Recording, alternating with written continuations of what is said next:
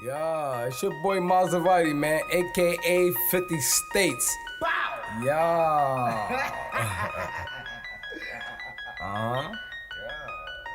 Nowadays, you gotta watch out who you be around. Your best friend will set you up, man, these niggas clowns. Nowadays, you gotta watch out who you be around. Your best friend will set you up, man, these niggas clowns. Bitch made a deal with the Commonwealth. It didn't even really care about her fucking health. How you snitched on a fucking plug, man? And all I did was show love, use a dub, man. A Spencer calls, a Spencer jewelry, man, I had you lit. While you was on back page trying to get a trick. Before I came down this bitch, you was fucking crying. Talking about you lost your job and about to lose your car. Then had the nerves to get mad up in that hotel. It's your boy Maserati, man, aka 50 States. Bow! Yeah. Nowadays, you gotta watch out who you be around. Your best friend will set you up, man, these niggas clowns. Nowadays, you gotta watch out who you be around. Your best friend will set you up, man, these niggas clowns. Bitch made a deal with the Commonwealth. It didn't even really care about her fucking health. How you snitched on a fucking plug, man? And all I did was show love, use a dub, man. A Spencer calls, a Spencer jewelry, man, I had you lit.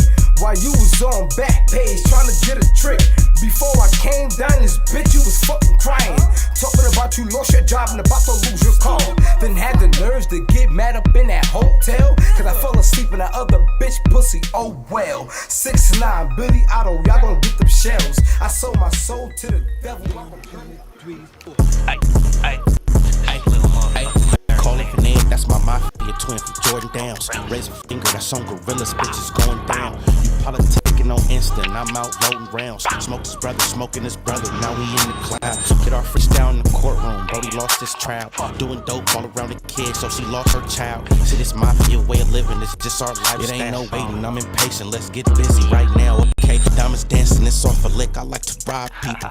Keep it on me, unfortunately, I done shot people. Not legal, nigga, I'm a spinner, we are not equal, non-lethal. John Cena the poor, I could not see. Long live to leave a hood boy was quick to squeeze a trigger. If your son ever hungry, doggy, I kill for that nigga. I die for the street that I post on with my killers. That is not my baby. Lately I've been focused on skill. I can't tell you what, just know the code word is DJing. That's a highlight play, buddy, we gon' replay it. Well known gorillas from my city, they know we famous. You ain't talking no money, get in line and keep waiting, keep hating. I promise it's coming, little Larry, be patient. I had to cut this bitch off, she got feelings attached. I burn this motherfucker down to the ground to build collapse. Don't listen to your music, that shit weak and I'm knowing it's cap. 5.56 fly out ARP, ain't no holding these back. You speaking on my dead, it's okay, you for surely getting smacked. Don't need a microphone, but you know it's for solely a rap. Big eye busters, the enemies is for soaking wet.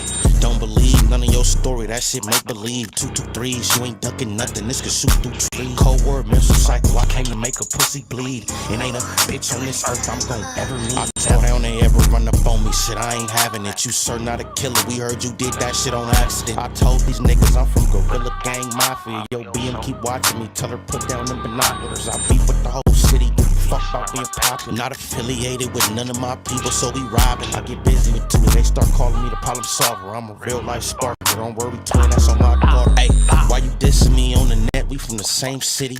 Always leave a house with it on me, yes it came with me. Ain't trying to catch a body, you should not come playing games. I'm a rock star with a drum, so you know I got it on stage.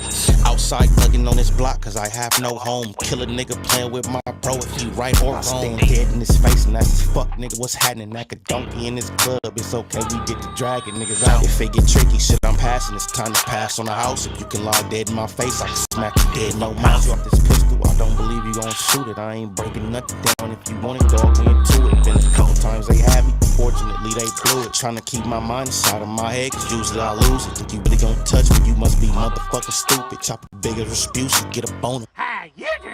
Call it Finette, that's my mafia twin from Jordan Downs. Raise a finger, that's on gorillas, bitches going down. You politicking on instant, I'm out loading rounds. Smoke his brother, smoking his brother, now we in the clouds. Played our freestyle in the courtroom, Brody lost his trial. Doing dope all around the kid, so she lost her child. See, this mafia way of living, it's just our lifestyle. It ain't no waiting, I'm impatient, let's get busy right now, okay?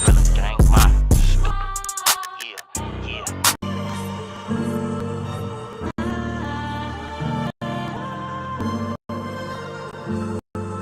Yeah.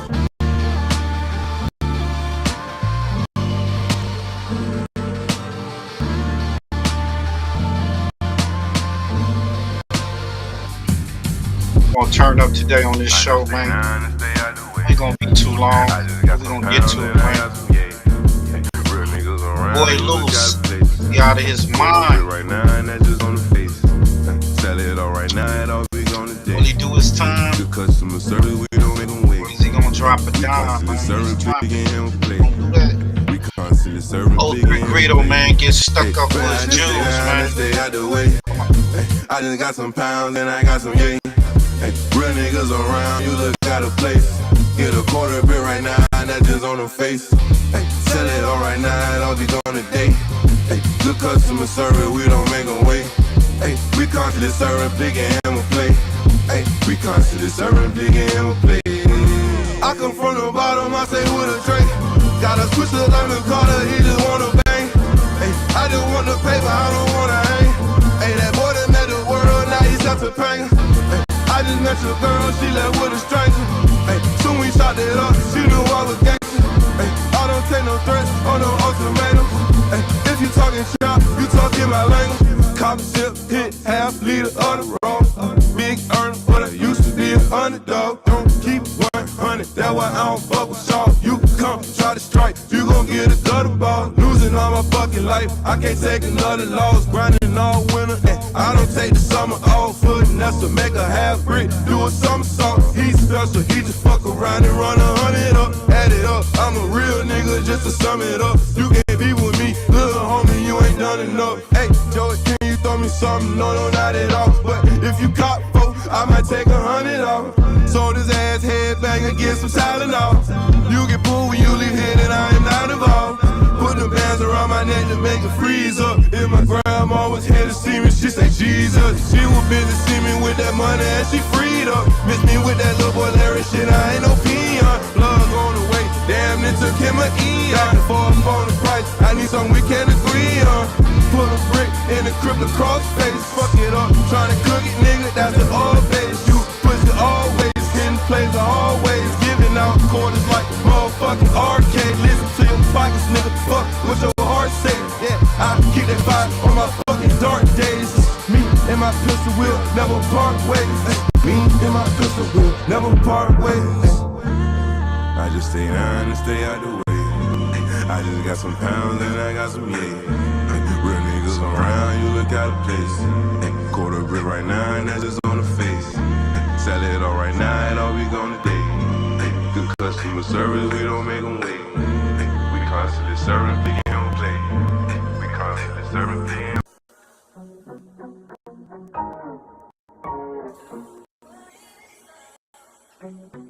yeah. We in this motherfucker, man. Bone, shoulder, fast. Gang in this bitch. Yeah, we about to get started, man, after this. Fresh up out the body, it's a situation. Mask on, cause them cameras can't see niggas' faces. Close mouth, cause them feds pick up niggas' cases. Put in work, extra points for participation. Niggas hating, diamonds change, they look real amazing. Bitches waiting, condom off, she can really taste it. You niggas basics, we got codes, something like the Masons. Baby said I got the glow, don't look like I'm Asian. Back to back foreigns, no passports. Trooped up, got more guns than a task force. Look, ain't got more money than your favorite rapper. Biggs asked me about my bitch, it almost made me slap her. Can't have you around my crips if you ain't no factor. Probably rob you for your shit, I know a gang of snatchers. I fucked your bitch and you the one she named her baby after. Quarterback into these hoes, cause I ain't afraid to pass them. Spit the double back, bitch, we back again. Fresh up off of pass, finna pass again. 200 on my neck, I'm feeling like I'm him. VVS is road goal, shooter for the win. Yo nigga looking stressed, I cannot be him. You a bum or a boss, how you wanna live? Speaking on that pass, it was about to end. Talking about that bitch, I almost fucked her friend. Nigga, if you flexin', then you flexin'. Throw your hood up if you a nigga in your section. Nigga, if you flexin', then you flexin'. Throw your hood up if you a nigga in your section. Huh? Nigga, if you flexin', then you flexin'. Throw your hood up if you a nigga in your section, huh? Nigga, if you flexin', then you flexin'. Throw your set up if you a nigga in your section, huh? She hit me late night, I'm pulling up, I'm with that. She already knowing. I'ma make make her her climax. climax. Bitch, I'm him, I'm not them. Please don't get attached. I'm that nigga that'll bust in and double back. Yo, nigga lame and he weak. He love to complain. I'm that nigga that get money. You doing the same. Got me flexing in this bitch. Feel like Rick James.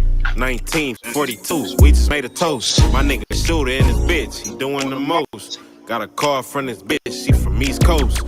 Taylor Port got me drunk. I'm finna get ghost. Best believe I'm in my mirrors and my windows. Nigga, if you flexin', then you flexin'. Throw your hood up if you a nigga in your section. Nigga, if you flexin', then you flexin'. Throw your hood up if you a nigga in your section. Nigga, if you flexin', then you flexin'. Throw your hood up if you a nigga in your section, huh?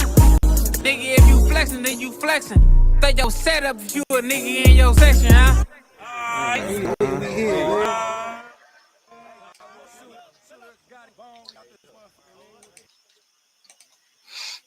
Yo, what it do? Got my boy Push in the building, man. What's up? What's good, bro? Oh man, made it almost making it down through another week, man. We above the ground. That's a good thing. Smoking good. If y'all out there drinking, please don't drink and jive. Hope you drinking good, not that rip gut. Today, man, it's Thursday. Thirsty Thursdays, man. So I'm trying to stay consistent, but I'm not gonna be doing so many shows through the week. You know, we got a lot of other shit we be doing, but trying to bring it down to like maybe 3 shows and not have them so long. But we got some content that's been floating around YouTube, the internet. Shit's wild, man. Y'all know, y'all see it out there. Looking like some of the your favorite personalities is locked up, awaiting trial. Looking like, you know, somebody gonna be doing some calendars. Big U looking at a alleged unaliving and plus extortion and racketeering and all that other shit. We got Brick Baby looking at some gun charges, shit like that. Maybe some money exchange or whatever, shit like that, you know, other things. And Loose Cannon, man, you got a few charges too, man. You got that incident that happened in No Jumper. You got some shakedowns, you know, jacking, robberies, assault. He got warrants. He got a lot of shit on his jacket. Was the reasons why both of them dudes and all of them got denied bail. And O3 Greedo got his chains taken. They said that they got his chain, his watch, rings, all that. They got his whole kit random. So, you know, you hear about a rapper getting they shit taken, you like, damn, somebody just caught him slipping, pulled up. You know what it is, right?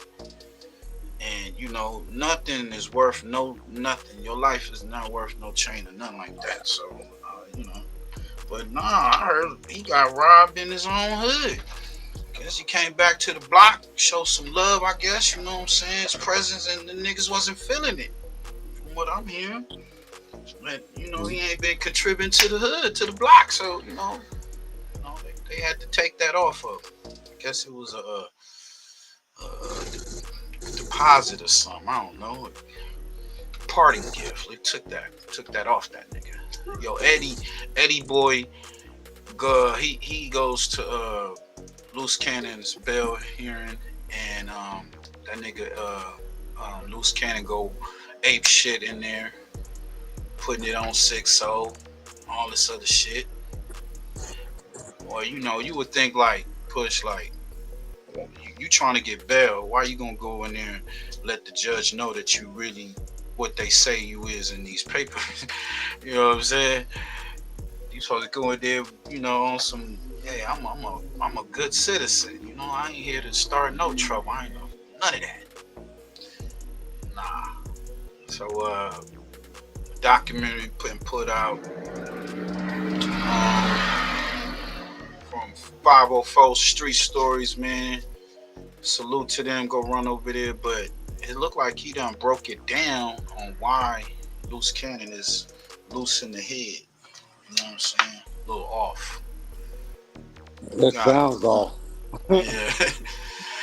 Yeah, man. He get it from his daddy, stunting like a daddy. And yeah. We got a few other things, but we're gonna try to get through this real quick. Ain't gonna be too long on it. But shit, let's get to it, man. Oh, we gotta start with a little bit of comedy. This guy right here just popped up out the blue. His name is King Pill. He explains his beef with 4 extras. This is a wild character. This is like one of those creative players. He just popped out, you know what I'm saying? I remember a couple years ago, Rico Reckless goes on podcast and starts talking about how when he's locked up in the county jail or whatever, that dudes will spit on somebody's ass after they knock him out. And like, leave it to LA to think of something even. Oh yeah, man, they talking about some crazy ass, off the wall, freaky shit, man. What's up with y'all niggas, man? More depraved. Like I said, man, anybody doing those kind of rituals and shit, you just a freaky ass dude. You feel me? He's a freaky ass guy. He's a freaky ass guy. You feel me? He gotta be. Think about it, Adam. No, I agree. I think almost everybody who's not conditioned to be in the jail environment thinks it's the craziest thing they ever Right, heard. bro. Think about it. You opening this, like, how's that? That's not really humiliating. That's just freaky, bro. It's almost humiliating to the person doing it. And then if you wake up with peanut butter in your ass and your ass hurt, you for sure had a mother peanut butter sandwich. Yeah.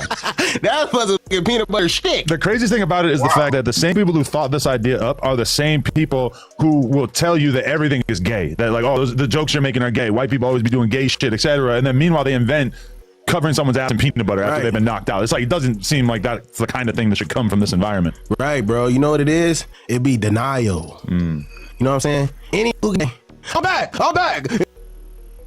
Come back and go to jail and come back. I'm back. I always was told you keep going back to jail. You got a motherfucking girlfriend there. You feel me? And then you living in denial, bro. If you letting the nigga pull his, bro, think about it. You got a nigga unconscious on the floor, bro, and you pull his pants down. Yeah. What else is you doing besides putting the peanut butter in his ass? Is you sucking his dick? Ugh. Pause. Oh, no. He going at the 4 extras because, you know, 4 extras came out before he went. He said, yeah, story is made before the story come out. I knocked the nigga out and a nigga got peanut butter. But I didn't do the peanut butter. He said the homie, and then he mentioned the dude's name and all that shit, which is crazy. I don't think dude wanted them niggas to know that's what he doing, you know. But he taking his shots at him, man. It's just clout chasing. This nigga definitely came up there with all those products. Look like he got baby oil up there, some peanut butter, a bunch of other shit. This is some wild shit. His name is King Pill, man. Like, let's be real. Then if you're doing it with your homies, y'all gang banging, what the fuck going on? Y'all taking gang bang to another level, brothers. Wait, so I'm reading between the lines. I feel like you said you started this out. I didn't want to make it about him to start, but you said if you are with someone who's doing the peanut butter and then you damn near are probably doing it yourself, you're basically getting 4 extras because he said that he knocked somebody out and that his celly put peanut butter on his ass. Oh, but 4 extras saying he didn't do it. Bad. He said he didn't do it, Look but he at said Adam beef, bro. He did it. He probably just observed. He did it from the back. I feel like from the back. He's too homophobic. Like I don't think he wants to be anywhere. Yo, why is Adam egging on the beef, bro? That's called instigate. What you was about to say, bro? From the back. This nigga wild. Close to that. Any nigga going to jail and getting out talking about a man booty, you got some kind of character in you. You feel me? I don't know Didn't you what just it do the is. same thing? You came on here celebrating the peanut butter. No, I'm just saying You've I'm just been running out peanut longer. butter. This is for me to eat. This is what peanut butter is for. Okay. Putting it in between. Maybe they eat ass in there. Maybe you never know what goes on. This nigga said Bro, I can't think of no other fucking reason why you spreading peanut butter between the cheeks and that you biting that motherfucker. You dig what I'm saying? Imagine that ass right here. You got an ass with peanut butter on there. What else is y'all doing in that motherfucker, bro? Y'all in there making deli sandwiches? What the fuck is going on? Okay, one of my biggest fears about doing serious time is like how hungry I would be, and the fact that you'd be eating shitty food, hungry like for food. Yeah, but I feel like if I was locked up I would be conserving my peanut butter because that's one of the best sources of calories that you get when you're right. That's you know? what The last thing I'm gonna want to do is put it on some guy's butt, bro. I used to be getting as many peanut butter. Like I said, I'll be in there hungry as fuck. So if you hungry, you just crack a peanut butter on, and you might do some push-ups on top of that shit. So you looking like a monster. Yeah. You feel me? I don't know what these do. Maybe they want the ass to look like a monster. I don't know what they own, bro. But, okay, so you said you knocked out 4X's cousin while you were in there or something. His nephew. I ain't knock him out, y'all. I ain't gonna, cause look, he was my homie.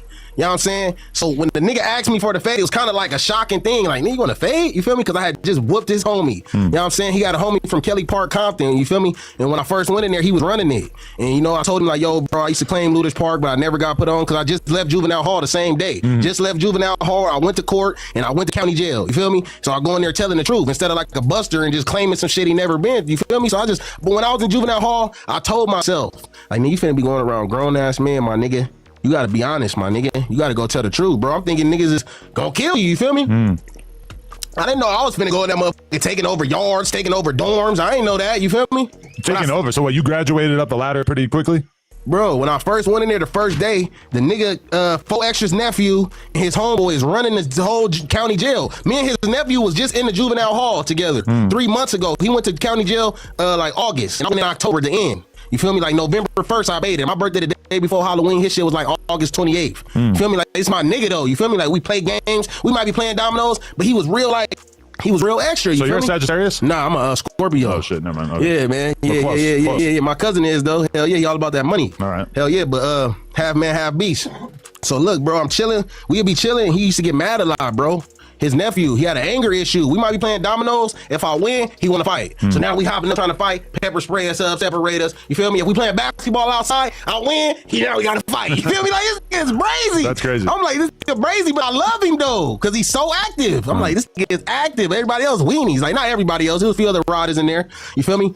But I liked him because of that, you feel me? So we had a real close bond, you feel me? But when I got into the county jail, he at court, you feel me? He in the county jail, but I didn't know he was there. I get inside the dorm, and from Kelly walk up, Sonny from Kelly Park, he walk up like, hey, where you from? And that's when I tell him, like, I used to claim Paru. And then this nigga's in there like, oh, my nigga from Paru, like, as soon as I walk in. And I'm like, damn, like, know me in here, you feel me? Grown nigga. So I'm like, yeah, bro, I used to claim woo. He like, I need fade. I'm like, for sure, that's easy. You feel me? I just left the halls. It's nothing. Bam, we go in the bathroom. He had work some glasses. He took his glasses off. Mind you, he's running the whole dorm. My bro is at court. He running this shit by himself at the time. So bam, we go in the bathroom. We square up, sock him in his eye. He like, oh, hold on. But he's the rep, and everybody's watching. And I'm fresh from the halls. So he like, oh, no, we gotta get it again. Ooh. And he just shake my hand, like, all right, nigga. But at the time, I'm not knowing. I'm fresh from juvenile hall. I don't know that. Now I could be like, nigga, I'll run the dorm now. You feel me? I didn't know that. I'm just like, oh, it's fight. You feel me? Whatever. Boom. That shit come. Then 4X's nephew come. Back from court. His homie Lil Swole up. And you don't know that it's 4X's nephew at this time, I didn't know that. 4X has only been famous for like a year right, or so. I didn't know that until the nigga said his name on here. They got twin names. I guess they had a grandpa who was naming all his grandkids and sons after him. You feel me? So and when the nigga said the name, I'm like, damn, did I fight the nigga already? Like, I'm thinking like I'm 40, but I'm like, damn, I'm looking like, you feel me? Hell no, that ain't the homie. No, we ain't seen each other in years, but nigga ain't looking like that. You know what I'm saying? They look similar, but nah. 4X is like he a little taller, you feel me? So I'm like, so bam, he walk in from the court, and his homie tell him like, yeah, I just got out with this nigga. So he like, oh, but first he like, oh, my bro, like shake me up, shake my hand, everything, boo. And then shit, once his homie tell him, he like, hey, bro, I need that. Like, nigga, he say some shit from the halls. Like, oh, you used to be talking a lot of shit in the halls. Because I kind of look at him like, nigga, you just like, oh, my nigga. Now you like, oh, I need a fade when you standing next to your homie. I'm like, all right, bro, come on. You feel me? We never had a chance to get a good fight until now. You feel me? So bam, we get in that motherfucker. And every round, bro, we go like 6 rounds. We go 4 rounds. Every round, I'm fucking him over. Boom, bam, bam, bam. I don't do no grabbing, bro. I'm not into that grabbing shit, but if you want to grab and wrestle, I know jiu-jitsu a little bit. You feel me? My Sagittarius cousin used to go to jiu-jitsu class, and he used to teach me when he come home. You feel me? Fuck me over, because we the same age, so he'll beat my ass. That's how I got to learn it. You feel me? Because I'm with the shoulder shit. And bam, so I'm fucking him up on the shoulders. And every fucking time, after every round, I'm like, I told you can't fuck with me, nigga. I told you can't fuck with me, because he wouldn't touch my face. No time. I'm fucking him over. Boom, boom, boom, boom, boom. Bam, on the 5th round, he fall inside the toilet. Boom, fall inside the toilet. It's like 6 toilets. It's a little bitty ass space, like this much space, bro. From right here to the wall, you feel me? And it's like 6 metal toilets. Bam, I hit him, boom, he fall inside the toilet, bro. 1 foot fall in one toilet, and his ass fall in one toilet. You feel me? And he get up, and when he get up, him and his homie jump me on the 5th round. On the 5th round, him and his homie jump me. And they hitting me, and I'm fighting back, boom, boom, boom, boom. And then he like, nah. He like, when they back, he like, nah, like, tell the homie stop. I got it. And he like, let me one more, bro. Give me one more. Mind you, this my bro, so I'm like, all right, bro, come on, my nigga, let's get one more. You ain't hit my face, let's go. At this time, he already starting to lump up. You feel me? So we get one more fight. Boom, boom, boom, boom, boom. he do some shit where he put his foot on the wall and he jump off the wall. Like it's called a Superman. Yeah. It's called a Superman, bro. Superman. Bah! Niggas used to do that in junior high and shit. That is crazy, right? You gotta be prepared, man. Kids, stay the fuck out of jail, man. Stay your ass in school because you're gonna be up in there squabbling all the time. The nigga Superman me and hit me in my lip, and I was going for the KO. So when I was going in, I was like I was biting my fucking lip, bro. And he Superman off the wall and hit me right in the shit, and my fucking tooth went all the way through the lip. Like I needed stitches, but the nigga ain't about to tell the police he needs stitches for nothing. You feel me? So I just had to roll with the punches. But yeah, bro, literally roll with the punches. You feel me? So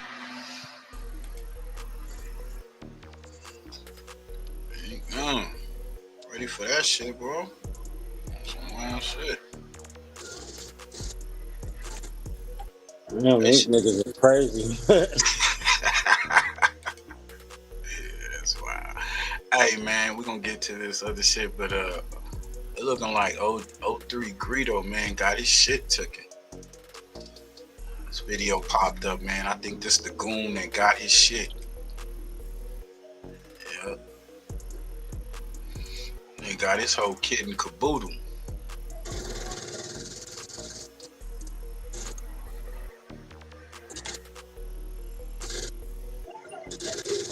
So you a G if you show your face.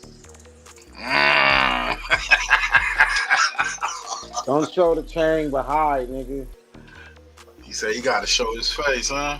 He trying to I'm self-snitch. It's hard to respect that. He had to self-snitch, he said. But the thing about it is, Greedo know who did it. He know who it is. Shout out to DC Baby Draco, man. He the first one to drop the story and knew about it. He said like a month ago. So, you know, salute to that nigga getting the scoop.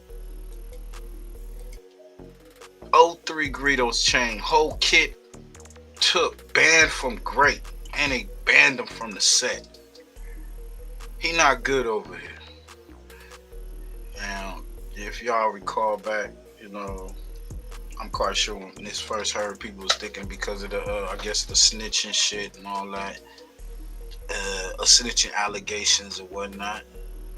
But they saying that ain't it. Let's get to it. It's been in the air, man. Like, okay, somebody chain got took over here. Somebody whole kit got took over here. You feel me? So it's like, ooh, wee. You feel me? So it's like, it could get real slimy. Now, you know, I've been about this probably like almost a month now. You feel me? But being that, you know, it was in Grape Street and I didn't know how the politics work, you know, I mind my business. If it ain't public, I mind my business. You hear me? So, man, I go on Instagram.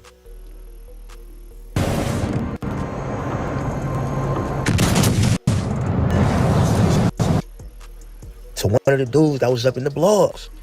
That was in the hood vlog, bro. And you know, like I said, it's been rumors that he got 03 Greedo chain. Now, like I said, it ain't public, so it wasn't for me to really speak on it, you know, because if you speak on stuff when, you know, people ain't really trying to get it out there, you know, that's how issues could come about, you feel me? But guess what, man? It's public records now. One of the Grape Streets, the YNs, man, they post 03 Greedo chain, his watch, his ring, his whole kit. Oh my God. Now, you know, I ain't did daily news in a very long time. I'm the first person with this info. Don't nobody know about this. I don't want to hear none of that, man. No jumper. No LA platforms know nothing about this. But DC Baby Draco. Now, like I said, man, I been knew about this. But I couldn't speak on it. Boy, I was trying to hold water. And I did.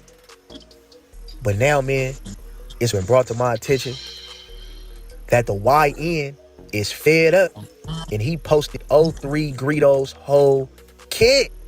Oh my goodness. Oh my God. Hallelujah, Jesus. May we bless 03 Greedo. Oh my God. Now, it's been brought to my attention, right? His whole kit wasn't took because he was snitching or allegations on his name or things of that nature. The reason why 03 Greedo chains was snatched and took and repossessed, oh my God, was because he don't look out for his people and he don't give back to his community. He don't pop out. He don't show love no more. You know what I'm saying? And it's like, shit, if you gonna claim Grape Street, you know, and you gonna represent Grape Street, man, you gotta give back to the community. You hear me? So it's like, we gonna shut down that narrative right now. He didn't get smutted out or his chains took because of allegations. The reason why 03 Greedo got his chains took is because he did not give back to his community and looking out for his people, man. And, you know, I could understand that. What you know, up, I could Sherm understand in the that. building. Especially if you're from LA Salute to Sherm. and you banging somebody's set. You feel me? If you gang banging somebody's set, man, listen, you got to give back, man. You got to, bro. Yep. If you claiming somebody's gang, if you claiming Grape Street, man, then YNs need a piece of it. Come on, man. So it's like I said, man, I wasn't really gonna speak on it. It wasn't nothing for me to speak on. Like I said, the fuck? I was waiting. Blew up and your ass didn't get nothing out your life, nigga. So when I roll up, that's just teaching your ass, nigga. You got me twisted. Talk this shit. What you saying, man? What's your thoughts on that, man? You said fuck You that. seriously got me twisted on that. Okay. So, but he, like I said, he was coming back to the hood. He was coming through there, but I guess he wasn't kicking back. He wasn't kicking up to nobody up in the hood. I mean, but that's a lesson learned to that nigga, but that's just a whole bunch of haters. Oh, he wasn't giving back to the hood.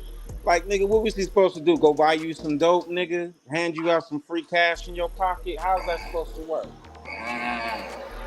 Well, you know, don't think and that's really what what about, it boils down to, talk bro. to me. What you say? You know, they like, oh, you claiming somebody's hood, nigga. Hey.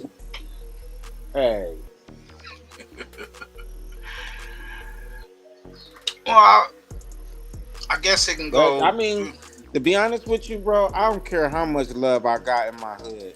If I made it out and had that type of money, I'm not gonna roll up in there draped like that without security, bro.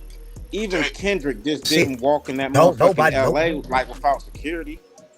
Talk that shit.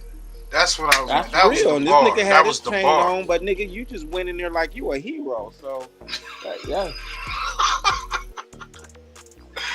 That nigga went in like this, like, yeah, I'm shining on you niggas.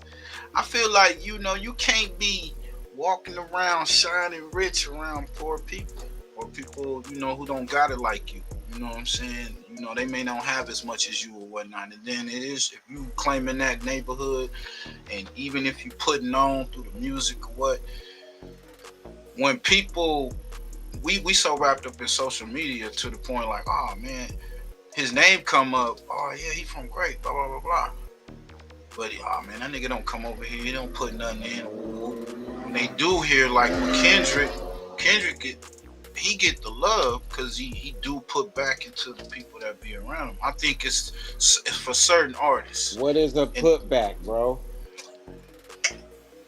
What is a putback? You gotta, I mean, it's all programs. It's up to, like, to me, I feel like a lot of these motherfuckers don't got no power. They don't got no, a lot of these niggas don't got no power. They don't. So if, like, okay, say a Kendrick or any, if you got artists out there that, like, he put on for those artists out there, you know, he brought them up.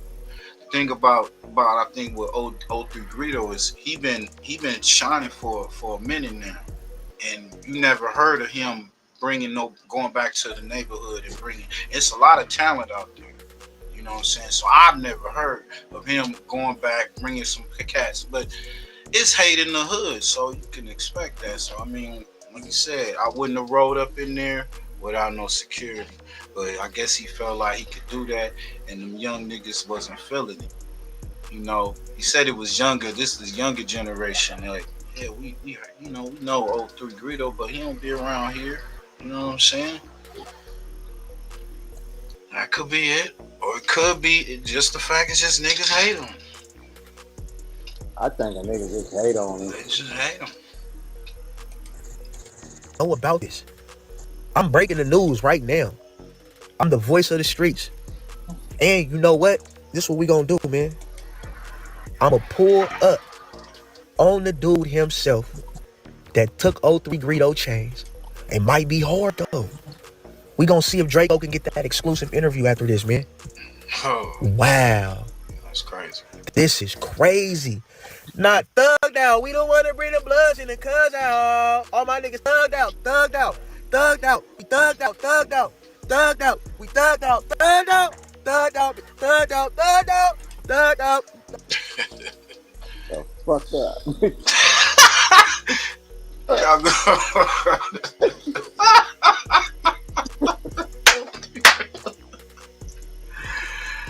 Hey man, I'm gonna be man. He got a. I guess he got a bad little name over there. His name ain't, you know. We got some of his G homies that came through. I guess they had him on no jumper. I said no jumper. It was no jumper clips. But they came through to do Roch and Gooch. 03 being accused of telling in Texas.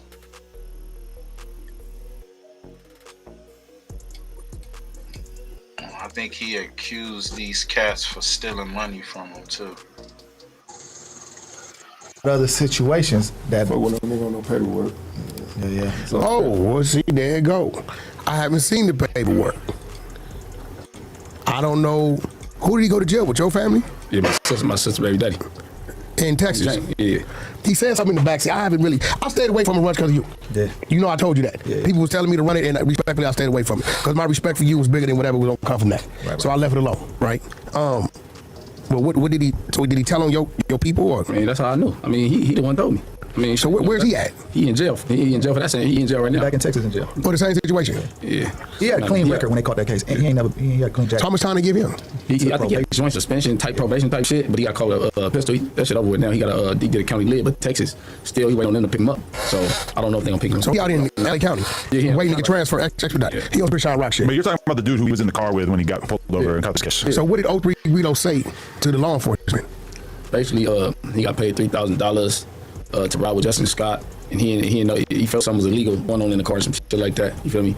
Like he said that type of shit. You feel me? His paperwork right there. Y'all got right there. Right where? Y'all got some work with you? Boy, y'all don't tell me you got some work. That's like a big booty bitch. Where she at?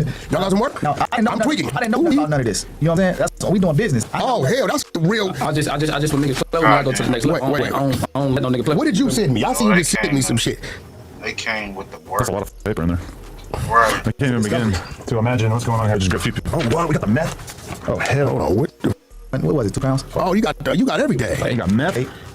Is this? You got. I mean, that looks like just regular ass cargo. I don't know what that's about, but. Oh shit, this is a big We got some bullets. All right. We got some straps. We got a brown bag. I don't know exactly what would have been in there. All right. It would literally take me like, a week to go through the rest of the ones over there. We got to get into right at the top. We got some good shit. We got guns.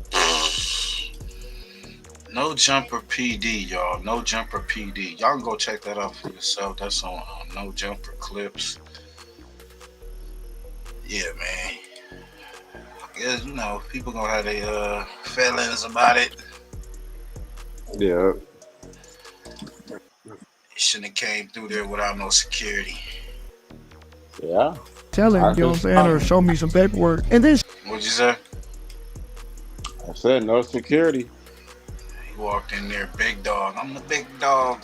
I'm the hero of the grape streets. first lesson I learned in prison, I ain't learned no. Nigga said, what nigga? Pull the heat. Give me all what you got. Down to your feet, bitch. 03 greeter, we gonna snatch all that shit off you. That's what they said. That's what happened. No lesson, I'm a gangster.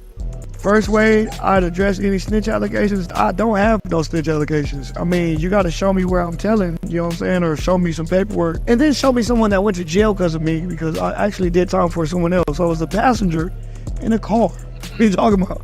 Hey, if you feel like I'm a snitch, I do want to say this to address people who do think I got snitch allegations. It was a couple situations. There was a situation with a rapper, right, that did a song with me. And he was only just being curious. He wasn't saying it like he felt like that, but he asked someone that was a blood, not knowing I'm cool with bloods too. I'm really somebody outside, you know what I'm saying? And I just want to tell the rappers to be careful before, that turns into something else. I ain't no snitch and you shouldn't be playing with me. First lesson I learned. But at the end of the day, don't you see niggas with numbers in their name seem to be the ones telling? You got 1090, you got 03, you got 69, and y'all know any other niggas with numbers in their name?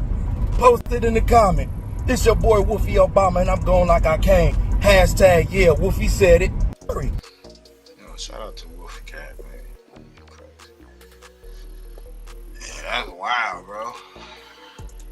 And don't be going back to your hood without no security, man. If you ain't good like that in the hood, I mean, it just ain't smart, right? Hey, man, one of the IBMs, I think his name is IBM Hoodlum, one of Loose Cannon soldiers. He got, paperwork for his recent court appearance is out. He says 600 caused more harm.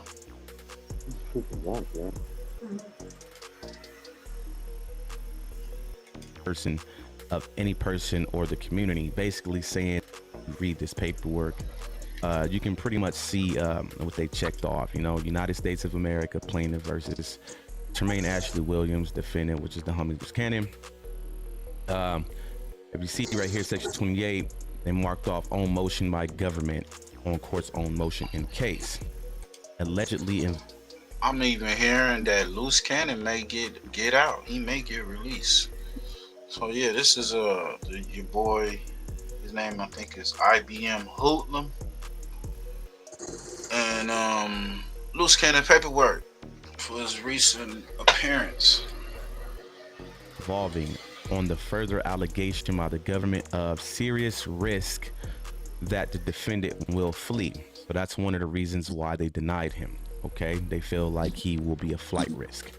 If you don't know what that means, checked off A here. The court finds that no condition or combination of conditions will reasonably assure the safety of any person or the community. Basically saying, hey, even if we gave this guy house arrest, if we confined him to a house, we're not sure we can keep the community safe, even if he was on house arrest per se. Okay, so if we go down a little bit more,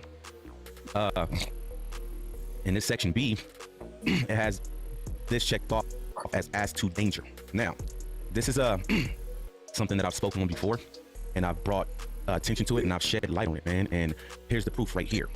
When you read this, it says nature of the offense and defendant's role in the alleged extortion robberies, 2 active protection orders, noting 1 is reciprocal, outstanding warrant, report of violent January 2025 incident. So when you're reading this right here, that's pretty much all his priors, okay, that they're using against him to not give him bail. But there's one written here that stands and sticks out to me. The report of violent January 2025 incident. So can anybody take a wild guess what that may be? I know what it is. Leave a comment in the comments. So let's get to that, okay? Because I've been trying to point out that the incident from January 2025 was put on the internet by a certain individual, okay? He goes by the name 600, the Buster, okay? The fake Crip, the fake suburban 60 Crip, okay? I've been trying to shed light on the situation. How can somebody be a gang member and have a video in their possession that's incriminating, and they put it on the internet for the feds and the police to see? Okay, so if you guys don't know, Sharice Mills, which is Loose Cannon's wife, She has been dropping content with Loose Cannon from over phone calls when he's been incarcerated. And of course, we've heard a lot of people, oh, he's dumb, he need to stay off the phone, that can hurt his case, it can hurt his bonds, it can hurt his bond hearing, it can do this, it can do that. But if you look at this paperwork, why they denied him bond, they didn't deny him for none of those phone calls, none of the content he's been doing over the phone, none of what Sharice and Loose Cannon has been doing has harmed him as of right now. And as you can see, that's not the reason why they denied his bond. So one of the last pieces of content Sharice put out. Don't die over there, man. Y'all choking over too. And the purpose of the recordings was to expose that 600. OG, huh? 600 poked his chest out the moment Loose Cannon got arrested. Now, before Loose Cannon got arrested, 600 wasn't doing the shit he's doing now. 600 would sit back and listen. 420 coming up, y'all. 420 coming up. Exposed the conversations between 600 and Loose Cannon. If you hear how 600 y'all was communicating with Loose Cannon, he was no tough guy. He was not talking. Y'all in the Inland Empire area, man. Y'all gotta fuck with Fast Eddie. 420. Stop playing, man. Get at us. Get at us. Got some of the best products, the best flowers, concentrates, all that. Edibles. And if y'all into the psychedelics, got that, them shrooms. Couldn't Loose crazy. He was in his motherfucking place, okay? So that was the whole point of dropping that audio. So, 600 responds on YouTube to that audio. And let's get straight into the audio. I want to let y'all hear it a little bit so we can go ahead and dissect what he was saying and how he tries to be a funny guy, but he's actually an imposter. So let's listen to that audio. Man, I'm just doing my thing, you feel me? And I come across a few videos, a few people sent me the videos, and it's about, Loose Cannon's girlfriend, baby mama, Sharice, and she's releasing audio of Loose. Let me pause it real quick. First of all, why are you even taking shots at a woman? Directly at the woman, okay? If anything, I'm the nigga that's been pressing your mark ass. Why you ain't taking shots at me? You wanna know why? Because I texted the nigga and I let him know that I got his real life story on my phone and he better not get out of line. Let's get back to audio. Loose Cannon having conversations with me and about Brick and stuff like that. It's getting real sticky. And title talking about Loose Cannon check 600, pressing 600, something like. So she called herself like attacking me. You know what I mean? For whatever reason. Like, I don't know why she. Now, mind you, let me pause that. I was on the phone call with Sharice and Loose Cannon when the idea of posting that audio was presented. Sharice didn't know this audio existed. Cannon had this tucked in a vault. Sharice never even listened to the audio. She just split a 24-minute phone call into two and used it as two different pieces of content for YouTube. She never even listened to it. So she didn't even know what the audio said. But as you can see, when bitch-ass niggas insinuate, they get on YouTube and they just talk and they don't know what the fuck going on.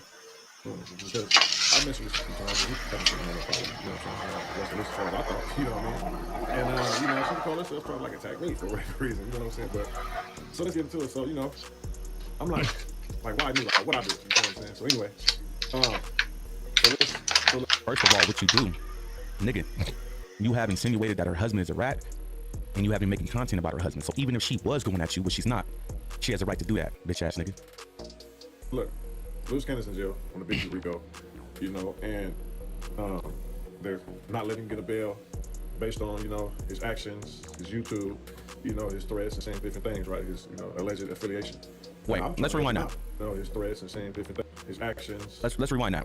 And they're not letting him get bail based on, his actions, his YouTube, his threats and saying different things, right? His, alleged affiliation. Now, mind you, they got a motherfucking court paperwork right here, and not one time did it say in this paperwork at his bail hearing that he was denied bail for his fucking YouTube. You see how weird ass niggas be lying, bro? These niggas will lie on your name to make themselves look good. Niggas a liar. What is that? The traits of Whack 100. You could tell this nigga's a 100 site nigga on the content. Now I'm trying to help him out. You know what I'm saying? I'll let the world know you ain't from 60s, bro. so that might help you out a little bit. Especially when you're in the courtroom saying that, that's just a character. Loose Cannon's a character, you know what I'm saying? And you can tell your real name. But when you got a female like Sharice, I mean, like what you really trying to do, Sharice? Because they're in there saying that he's this, that, and the other. Even his lawyer's saying that that's just a character, he's not really like that. But you, knowing what they said in court, knowing what he's been charged for, you releasing videos from almost 2 years ago, he's saying that he attacked people, 6 of this, that, and that. It's just crazy to me that the person that they don't like is helping them out, saying you're not from 60s. Let's get that straight. So we're trying to tell the world, like, you're not from 60s, so the feds don't hold that against him. He ain't from our hood. He ain't wrote this. He's not from where from. You are playing audio. Mind you, Loose Cannon ain't been on no wiretaps, as far as we know. So you're giving them information. You're giving them information. Him saying these things. You're helping their investigation out. They didn't have wiretaps. You know what I'm saying? You're playing private conversations that we never knew was recorded. You know what I'm saying? That could possibly incriminate him more. So it's like, You don't want him to come home? Like, because I know he ain't telling you to play that. You know, so I know he like, because based on what he's saying in court, that Luce Cannon's just a character. So he's trying to say that's just act. So I know he ain't telling you, go put that video out from 2 years ago when I was talking like I'm him. And I'm really like that. So that's a good point. Now his partner saying this is one of the IBM cats. They, you know, they out of the Inland Empire. Saying that, you know, 600 put out the video first with the beating incident and no jumper, and he trying to say that he's causing harm or whatnot. I mean, and him coming at his alleged wife, because Gigi is his real wife. Who gives a fuck? I think he talking too much. Check this out, man. Paperboy Newsstand dropped this. Paperboy News here to deliver y'all that daily report. Now 600 had a message for Luce Cannon as well as his. Make sure y'all run over there, run them numbers up. Twice Sharice Mills. So let's get straight into it. Now 600 said Luce Cannon is locked up right now on that big Eurico. And the reason he was denied bail was because of his actions as well as the content that he puts on the internet. Now 600 said while everyone's thinking that I'm beefing and hating on Luce Cannon, I'm the only one trying to look out for him by saying that he ain't from on the 60s. Now 600 said that plays in perfectly for Luce Cannon because he admitted in court that Luce Cannon is just a character on the internet. Now 600 said it's sad and unfortunate, but the person that claims that loves him the most, his wife, is gonna be the reason for his downfall. Now 600 said you already know what they said about Luce Cannon in court and what he's being charged for. So why would you release videos that he did 2 years ago of Luce Cannon basically admitting that he attacked people in the name of the Rolling 60s? Now the whole time Sharice Mills is calling Luce Cannon and recording it and putting it on her YouTube page, 600 says she don't know that what she's doing is basically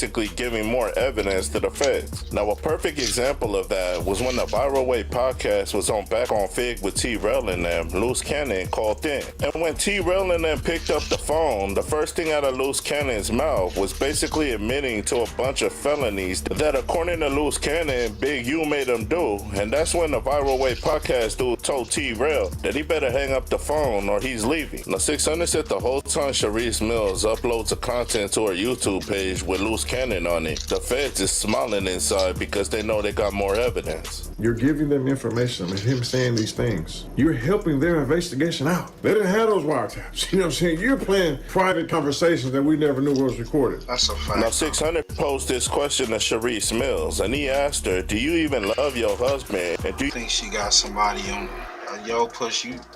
You don't think that she was messing around on the last show? This came up. I don't think she's messing around, but I think that it's somebody in the wing. You know what I'm saying? If she's doing this if she knows what she's doing, if she's just doing it being oblivious, just a dingbat, because shame on her. I don't know, bro. It's just if crazy. That nigga's half of what he is, but you'd be a little afraid. So that's why I said I don't know. I think she afraid. He done put hands on her before, allegedly. Allegedly, that's what he got charged.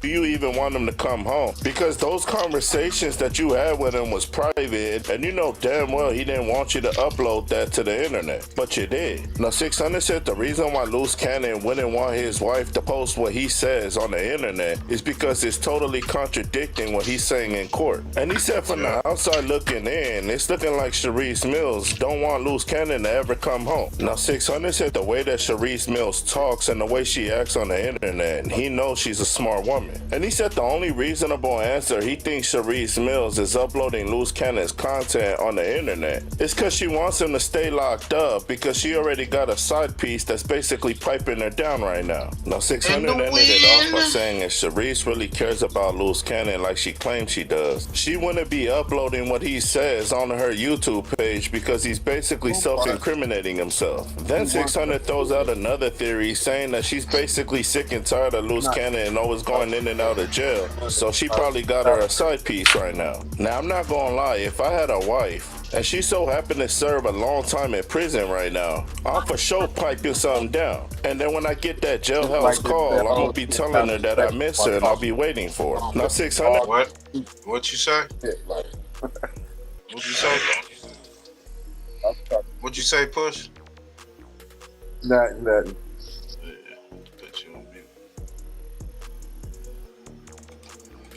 Basically told Loose Cannon, you see what happens when you talk too much online. And because you're not home right now, your wife has needs and somebody else is gonna fulfill them. Now salutes up to 600 for dropping that content, and we gave our thoughts on it. And now that you guys heard it, y'all like, share, and subscribe to the channel. Y'all let me know what y'all think down in that comment section. Paperboy. Shit. I don't know. What you think? She setting them up for the do-low.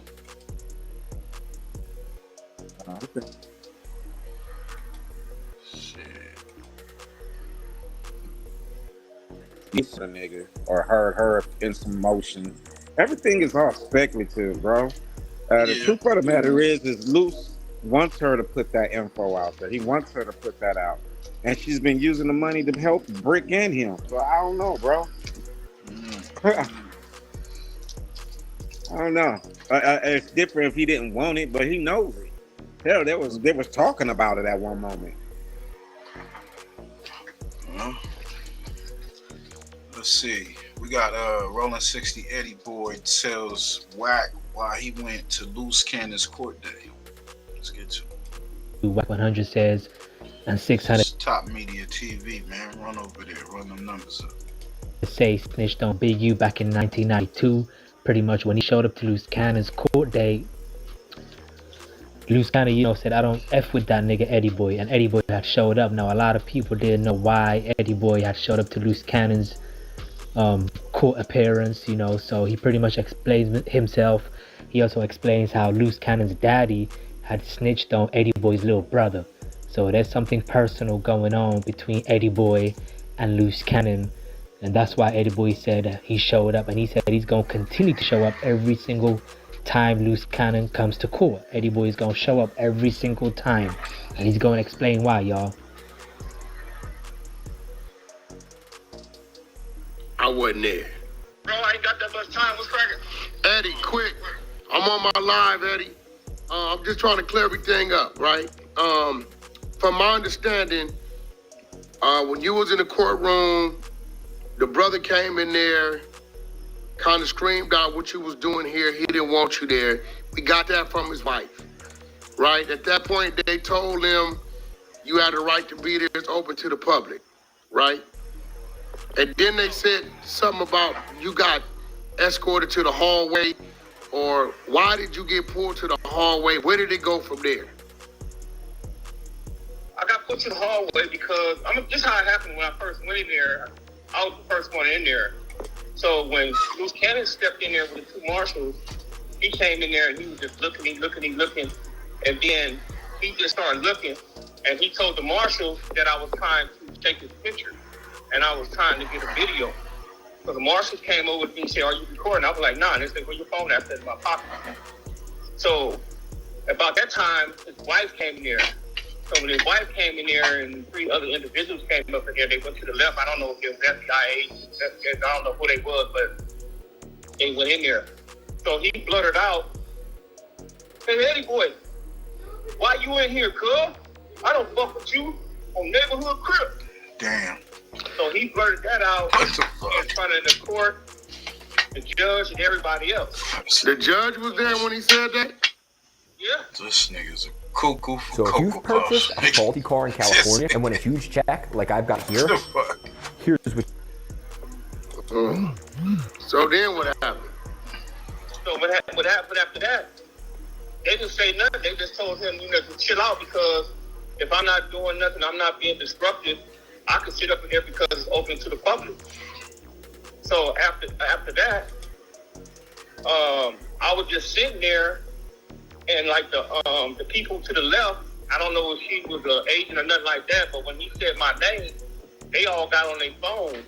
And when they got on their phone, she went outside. So when she went outside, she came back in. So they were just watching me. And then I got a text. And you know, I have an Apple Watch, so I looked at my watch, and then something like that. So they came back over there, and they said, I walked off. They walked me outside, and they was like, "Hey man, you recording?" I was like, "Nah, you know, boy, what's the dude named the federal marshal?" He said, "Man, I'm not, you know, not recording." He said, "You got a watch, right?" I said, "Yeah." And I just took it off and went back up in there. So you mentioned something about they asked if you wanted to file a complaint. Right, on my way up out there, that was when the proceedings was over with. Remember that time we was on Clubhouse, it was me, you, Ghost, and I think Big Chuck. Yeah. He was over there, he was ranting, raving, talking about I didn't tell, his daddy didn't tell, and fuck me, fuck my mama, he'll do something to me, my family, and all that type of stuff. They have that information. And they asked me did I want to make a complaint about that. And what you tell them? I told him, nah, man, I'm cool. All right, so, I guess shit.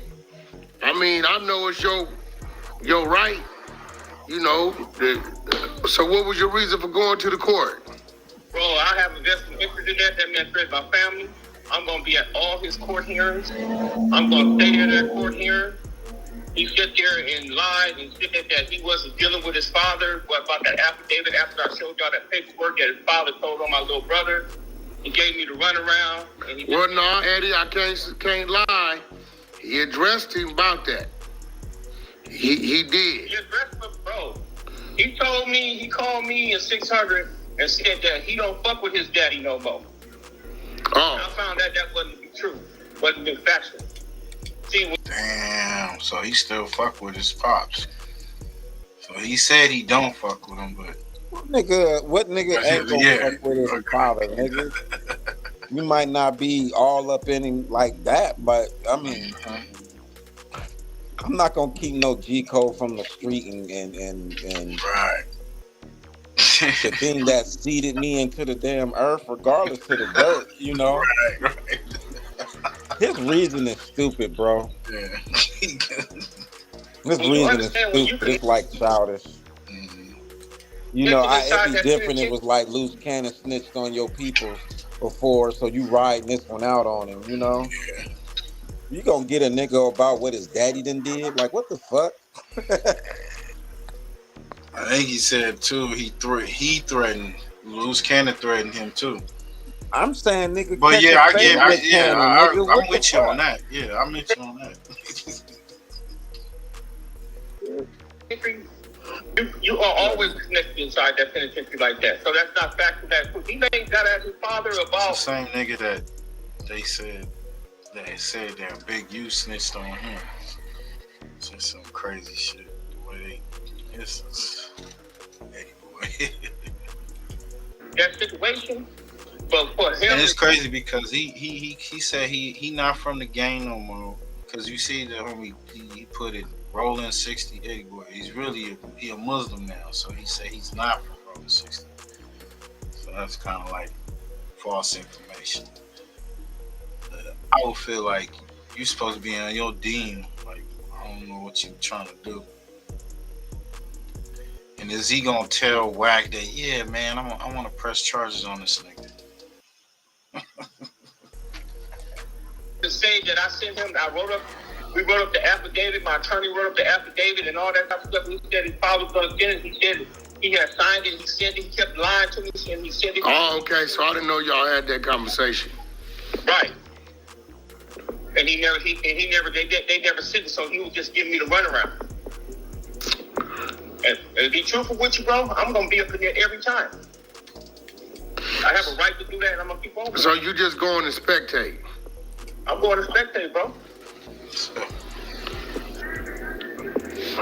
For sure. Okay. All right, well, shit. Good look, man, they asking me questions. I didn't know that's why you was going there, and I didn't know you was going to continue to go there, but... Okay, I'm going to continue to be up in there, bro. Without question.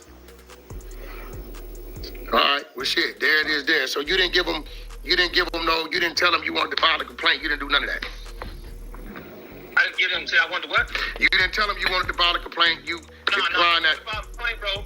I would have told y'all that. Because I'm going to tell you like this, bro, and I'm going to keep it a buck. I'm a civilian now. And I'm following the rules like a civilian and everything of that nature. So if I wanted to file a complaint, bro, I'm going to do that. And I would tell y'all that, and I wouldn't give a shit who said anything about it. Gotcha. Well, shit, there you have it. Y'all may call him Eddie Boy, but Eddie Boy said he's a practicing Muslim, and he's a civilian. He's not a gang member. And shit, he gonna do it the way he want to do it. But in this situation, we heard it here. He declined. He didn't file no complaint, and he said he will continue to be there based upon whatever he want to know what's going on. It's crazy. That's wild. He can need to go start him a business, bro. He got too much free time. Too much time. I mean, you got too much time to be taking and dedicating your life to a nigga getting ready to go to jail, nigga. Do you own a business, nigga? Like, do you have extra money laying around? And that's why you got the free time. Shit, nigga. The fuck? All the court cases? I mean, like, dude, you molest my family member or something like that. You know, I mean, I'm riding on your ass. Nigga, what the fuck? This nigga gonna skip his wife and shit, skip his girl, skip his kid. Nigga, like, nigga, you supposed to be at the play, you at the court. That's just weird, you're supposed bro. to be praying 5 times a day, homie. You shouldn't be doing that, bro. You're supposed to be praying and shit. How you at the court not praying? Oh, God. For real. I'm like, oh, that's crazy. Man, he already got took and somebody played him out some money. And I think Loose Cannon got it back for him. It was some shit. I don't know why these niggas still deal with these niggas. But yo, let's get to the boy Loose Cannon's pops, man. AKA Big Nutty. Straight hood because you know good as well that nigga blued up 6 on my hat and blue laces, blue everything. Dude is just like his daddy. This dude Loose Cannon. Answer this question for Scandalous TV. He said Rose said my daddy's a rat, right? I seen my daddy 3 times my whole life. And it was in San Quentin prison, right? If Cuz is a rat and there's paperwork on Cuz is a rat and all Cuz. Dead home.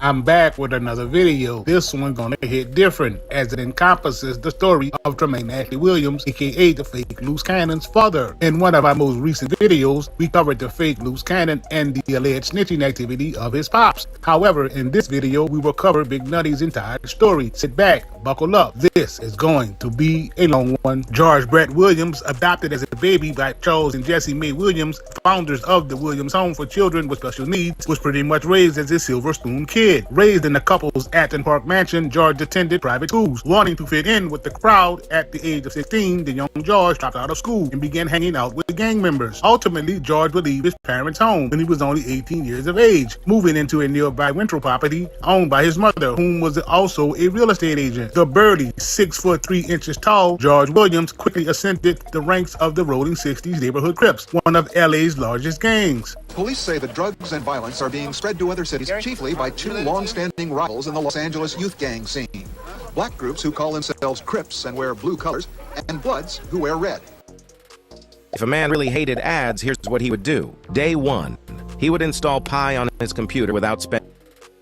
It wouldn't be long before George would become well known as Big Nutty. To other members, Nutty was not at all a classic gang member. He was extremely articulate, intelligent, and a very manipulative young man, which may explain why he was able to rise in the hierarchy of the 60s so quickly. Nutty made bread and earned respect on the streets as a drug and gun dealer who drove a flashy black BMW. Known around town as a high roller, George oftentimes stayed in Las Vegas hotels for free. Over the years, it was alleged that Nutty assaulted several people, supplied the guns used in the 1983 murders of a mother and her 16-year-old son, beat a woman and father, and shot at a police officer who was taking a burglary report. It's a dirty world, but it still spins. Nutty, who initially denied any involvement in the crimes, offered to testify against his homies. During trial, several witnesses came forward to report that Nutty had offered them money to testify on his behalf. Other witnesses would testify that they had been threatened. After the jury returned its verdict, Nutty's wife Monique received permission from the judge to give her husband a new pair of shoes. This, however, was an attempt at smuggling drugs into the prison. Nutty's wife was quickly arrested after the bailiff found that the soles were lined with several balloons of heroin. It is these turn of events that brings us to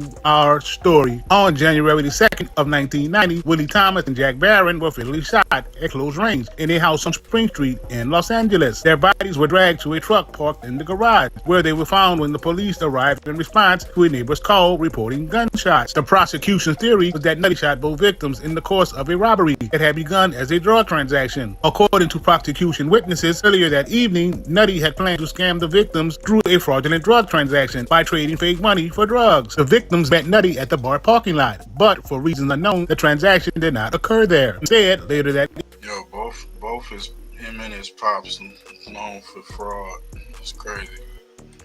evening, the victims came to the Spring Street home, which was a freaking hangout for Nutty and his three homies. According to the testimony of his three homies, all of whom had pleaded guilty in prior proceedings, Nutty shot both victims. Additionally, two neighbors to the Spring Street home testified that Nutty was present at the house on the night of the killings. The prosecution presented evidence that the pager found at the scene of the crime was Nutty's, and that his fingerprints were found in the room where the victims had been shot, and on the truck to which the victim's body had been dragged. The prosecution also presented evidence that Nutty fled Los Angeles after the shooting, and that upon his return 2 weeks later, he sought to pay some new acquaintances to fabricate an alibi for him for the night of the murders. Prosecution presented evidence of the murders and the drug deal surrounding it largely through the testimony of two of Nutty's accomplices, Patrick Linton and Darius Cyprian. Their testimony was corroborated by the testimony of other witnesses, telephone records, and physical evidence. It's no secret that Nutty socialized with Patrick, Darius, and Dino Lee. This group often gathered at the house on Spring Street, where Darius' half-brother, Ernie Pierre, lived. On the upstairs floor of the house was a vacant small apartment, where victims Willie Thomas and Jack Barron were shot on January 2nd of 1990. Darius and his mother, Marcella Pierre, lived in the house across the street. In the week prior to the killing, Nutty mentioned to Patrick that he intended to jack the plug by giving them fake money. On the day of the murders, Nutty was socializing with Patrick and Darius at the Spring Street home. It was then that Nutty told Patrick he was going to set up a drug deal with victims Jack Barron and Willie Thomas. Telephone records indicated that on the day of the murders, 3 calls were made between Nutty's house and an air conditioning business called ARA. Both victims, Barron and Thomas, worked at ARA. Fellow ARA employee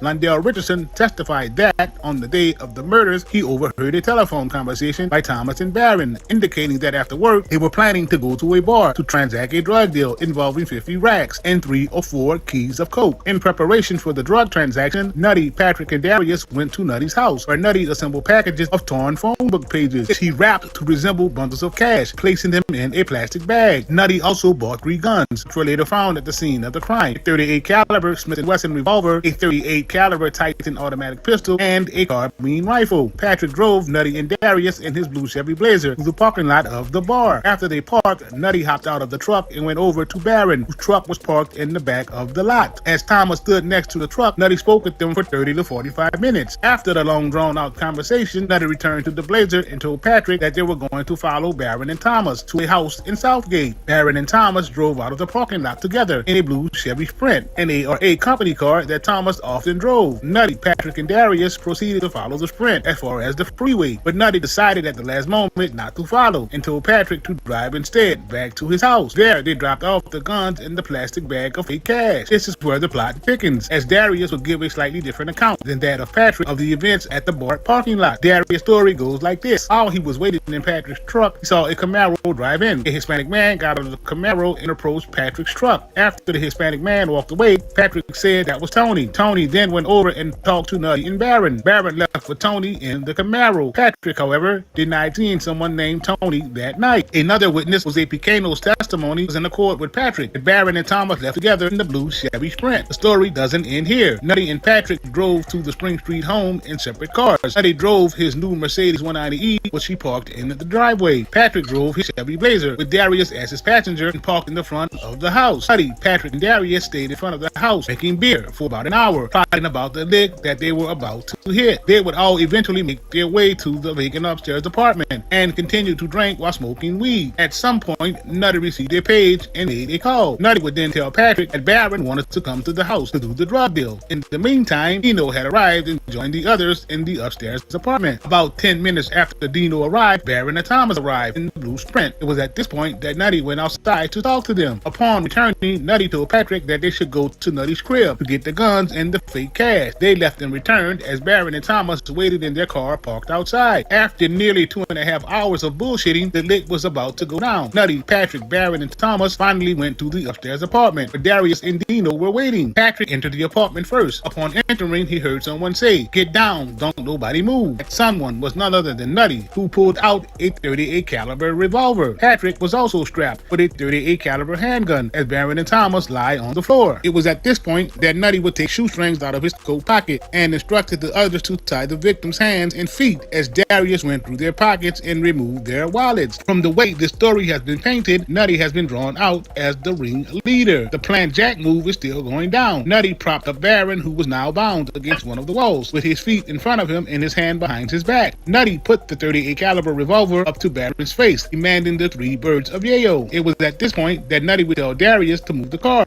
which was parked in front of the Spring Street home, in case the victim's homies came looking for them. Nutty wasn't fucking around, as he would tell Barron to call his homies on the phone and tell them that all of the money was there, warning him not to speak Spanish. Kneeling and holding his gun, Nutty dialed the phone and held the receiver up to Barron's ear. Barron, scared for his life, told Nutty that the phone was not making a connection. That was the wrong thing right there. Told him, you said the phone ain't working? Fuck that.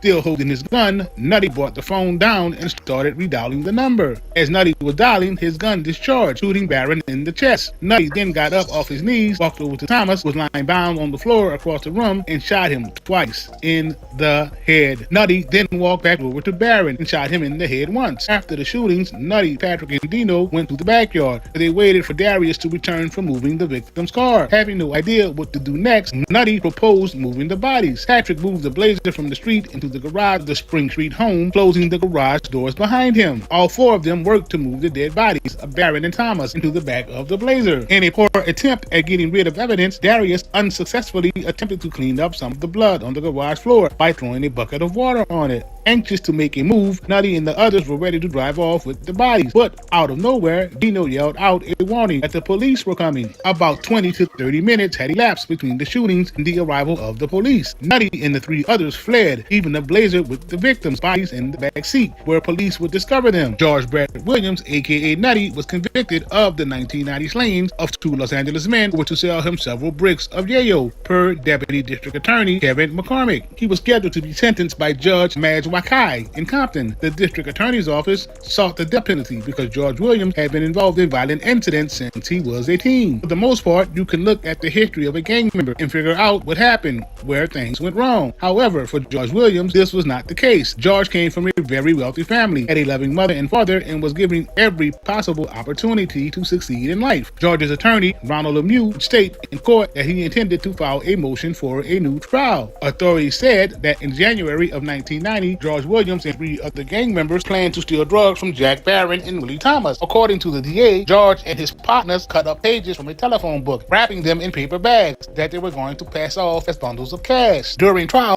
witnesses testified that George's gun accidentally went off, striking one of the victims in the chest. Afraid that any survivors would testify, George allegedly shot both men point blank in the head. Then thereafter, George and his homies robbed the dead men and stole their car. George's homies are serving life sentences for their roles in the shooting. In 1991, a Los Angeles County jury found George Brett Williams, aka Big Nutty, guilty of 2 first-degree murders and found true the special circumstance allegations of multiple murders, and that the murders were committed while Nutty was engaged in the commission or attempted commission of a robbery. The jury further found Nutty guilty of 2 counts of second-degree robbery and found true that Nutty personally used a firearm in the commission of the felony offenses. After the penalty phase, the jury returned a verdict of death. Trial court denied Nutty's motion for a new trial and for modification of the penalty and sentenced him to death. Despite Nutty being convicted and as being the mastermind and orchestrator of this double murder, could it all just be karma? Although Nutty was sentenced to death, the streets of LA would tell a different story, one that consists of sad hopping and snitching. According to actual Rolling 60 members, Nutty was only part of the gang for a very short time, 5 to 6 months to be exact, before he snitched on damn near the entire hood. Word on the streets is that Nutty is the most legendary snitch in the history of the 60s. In fact, before being put on, members are given a briefing about Nutty, as well as given a strict warning not to be like him. Daddy got put on.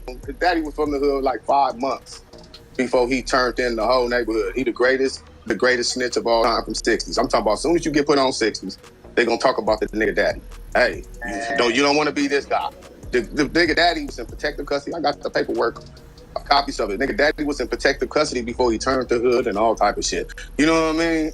All type of shit. OG Cartoon from 53rd Street Avalon Crips at one point took to his YouTube channel to run an app about having a beef with Nutty. Man, I'm back again, man. This is a story with me, the homie Crazy Ray. And a guy by the name of Nutty. You know, me and his father had an issue back in the day. Anyway, so now, when the dude pull up and go to whoop, he kind of woofing that Ray. Now you already know, homie, in my heart, that's a no-no. That was a no-no off the rip. So boom, boom, boom, boom. Ray immediately draw down. Boom. So when Ray draw down on Slim, I'm next to him. The dude Nutty from 60s, he draw down. So when he draw down, I draw down on him. To further add insult to injury, Monty B will speak on the fake Loose Cannons Pop Wow on the No Jumper podcast. Termaine and Jermaine, they brother. They twin brothers. They dad, the snitch. He's from Athens Park Bloods. He's from Hoover, Far Now Hoover. Wait, what? And then he's from Rolling 60s Crip. Like dad turf hop 3 times? Bro, listen. Radio. Get to the bottom of this here, guys. Sweetie! Bro, all Rolling 60 Crips. Nigga, listen. His dad was from Athens Park Bloods to Far Night Hoover to Rolling 60 Crip. He's a notorious snitch. He took people down. It's like it lines up with their behavior. Like they you know what I'm saying? Like how you go all these hoods and you snitch on people and then, bro, Sweetie! This dude is just like his daddy. This dude, Loose Cannon. This dude is a rat. He told on Big U. He told on mine. George Nutty Williams, aka Loose Cannon's dad. His daddy's lied on so many people. 4 different people got him life sentence. Little Eddie Boy ended up getting convicted of. And this is when the name George Williams comes into play. Devil from 5'9" who that he told on lost his bike brother in the penitentiary because this dude's daddy, Loose Cannon's daddy, Nutty, lied on that man, got that man a lifetime because he was a high powered rat informant. There was a $25,000 reward for anyone that could solve that case. And I'm telling you, bro, these informants, they will make up shit on you and they will lie on you just because they can get that bag, bro. Dan was supposed to reach out to yesterday. So this audio right here apparently is an audio that has been being stripped off the internet. We went on Clubhouse to get it, to get the link from Clubhouse so we can have the original copy without the, these niggas in it, the Ray Gibb nigga in it. And it's nowhere to be found. And then on some of these other YouTube channels that once had it, it's no longer up. He still has it. This is from a year ago. And this is when Wack brought Rose and SKG and Loose Cannon and 600 all to the app to talk, to go in on Big U, right? That's what this is right here. And she was saying basically like there's a reason why, you know, they've been trying to take this off the internet. They've been trying to get it off the internet. So I'm just playing it for the people to see if we can find them gems in it of why this audio is so important to be snatched down. You feel me? Let's get it. I didn't eat for about 5 days one time, 600. I told you that. When I got that paperwork that he was working with that program, nigga, I couldn't eat for damn that 5 days. And we know he lying right there because unless the nigga don't know how to read paperwork, but salute to do Sims because they damn sure got the dumb nigga for 3,000 because he don't know how to read paperwork. But we seen in the indictment again. I hate to stress it, but that was one of the biggest problems and the biggest reasons why they did what they did right now, because he wouldn't cooperate, and they want to put somebody in there that will cooperate. So your stomach was turning because of what now? What had your stomach turning was you thought you had something, you had nothing. You had a big ass nothing burger. So you had to find a way to twist it and bend it to fit your narrative because your working ass been trying to get them. That's what had your stomach hurting. Nigga, I was motherfucking ghetto boys, mind playing tricks on you, staring, peeking out the window. I knew they was coming. I said, oh, I know this nigga. I know he gonna give me up. But I thought about it. Giving me up, giving himself up. What's up, Six? I said a lot of niggas fell back off the program. Because a lot of people, whether they try to hear it or they didn't know about it. He said, Wack said that I know that he's gonna give me up. So did Wack feel that Big U was gonna turn state evidence on him? When they saw my video, they called me. They said, man, I fell back off that shit. My homies East Coast fell back off that shit. The homies Mobile fell back off that shit. They said, man, niggas be on the phone, they text and everything. But look, let me introduce the big homie, Lil Ross, man. He online, man. Let's do it. Hey, so how y'all, what's happening? What y'all doing? What's up, man? Talking about the GRIP program. It's your boy Lil Ross, Westside Rolling 60s, man. I'm on 10th Ave. With a million scripts to deal. I got a dog in this motherfucking fight in a minute, you know? Yo, Ross, hey, listen, man. Hey, one thing I know is I didn't heard the name, but they don't say it too loud and they don't say it too much. And usually when that happens on your side of the track, I know what that means. But end of the day, you say you got a dog in the fight, man. Shit, we all got one because we all been hoodwinked, tricked. Nigga was manipulated. The snack heard around the world. Now that we woke, we trying to wake everybody up and save a few other motherfuckers from getting twisted. So talk to us, man. I mean, you know, they ain't gonna really pop a nigga name because I used to dress up on Halloween. You know what I mean? So, you know, the nigga ain't gonna really be popping. But, you know, like, nigga, I just went down for a hot one. This is like in 2019, right? I'm speedy traveling. I'm on my way to speedy travel. And one of the nigga artists named Baby RS, a little nigga that used to be from Hoover, this nigga drop a motherfucking song about my motherfucking case. He narrating my case. Postponed me for 7 months. Oh, so they used the song. The police got the song and used it against you. Used it against me. Talking about, you know what I mean? You know, it's supposed to be in a fight and all this whole shit. The nigga narrated my case, man, to make the nigga tap off and feed off the time served. It's manslaughter. Is that true? Big U got an artist that narrated Rose's case that got him locked up, and somehow he's saying that Big U had him do that or intentionally had him. I'm confused at what Rose is talking about right now. Is that true? Can somebody tell me in the comment section, did that indeed happen? I have not heard this record. You might have to beat I have that. to see this. If I got time served, you know I did. You get for sure you did. Damn sure you right. So this dude was signed to Big U, so that means Big U hurt you. So he blamed Big U for putting out a record against him that narrated an actual crime. Allegedly. This is Rose. And he allowed it. You goddamn right, because he had to put the something out. Score game with Yui. With Yui the mayor. Score game mayor. Who was that? Yui is his sick. I'm heartbroken. How big? How 600 don't know? You know what I mean? And it's like with snitches. Swanee snitched all in my paperwork. 600 ain't from Rolling 60. I didn't even know you have so many community leaders, anonymous community leaders in my paperwork. What? Wait. Cowboy is in your work, and then a lot of his community leaders that's up under development offices in that thing is in your work? It just say community leaders. How many fucking community leaders is running around in this motherfucker? How many community leaders we got? Yeah, all of them coming from that development office. That's the only nigga with a program. And you know what's so diabolical about this audio from a year ago, knowing what we know now? These dudes is purposely throwing smut and lies and deceit on a program that was designed to actually help keep our community safe, to be a bridge between us and the police by dealing with our people without having to deal directly with the police, because our people have been conditioned to never trust them under no circumstances. And that's not to say that we have all cops out here bad, because that's not what I'm saying at all, and most of my brothers is not saying. But it's hard to distinguish which ones is good and bad, because the way that they use their procedures is all, you know, aggressive, over the top. So you don't know, you know. And they are helping destroy a program that really was helping in LA. It was really helping the community. Because Big U was really helping the community. He wasn't just sitting there collecting a check. The man was helping his community. That's a fact. That's not a theory. That's not what I think. That's what I know. And I'm not from LA. I'm from Compton. That's LA business. But the truth is the truth. No, he ain't perfect. But he did a damn good job running that program and doing for the people over there in that community. And these dudes right here help run a narrative to put dirt and hinder that program to where they may not even renew them contracts to do that program again because of what they did. And these niggas don't give a damn. Just the definition of sellouts. Every one of them. Every single one of these dudes is all sellouts.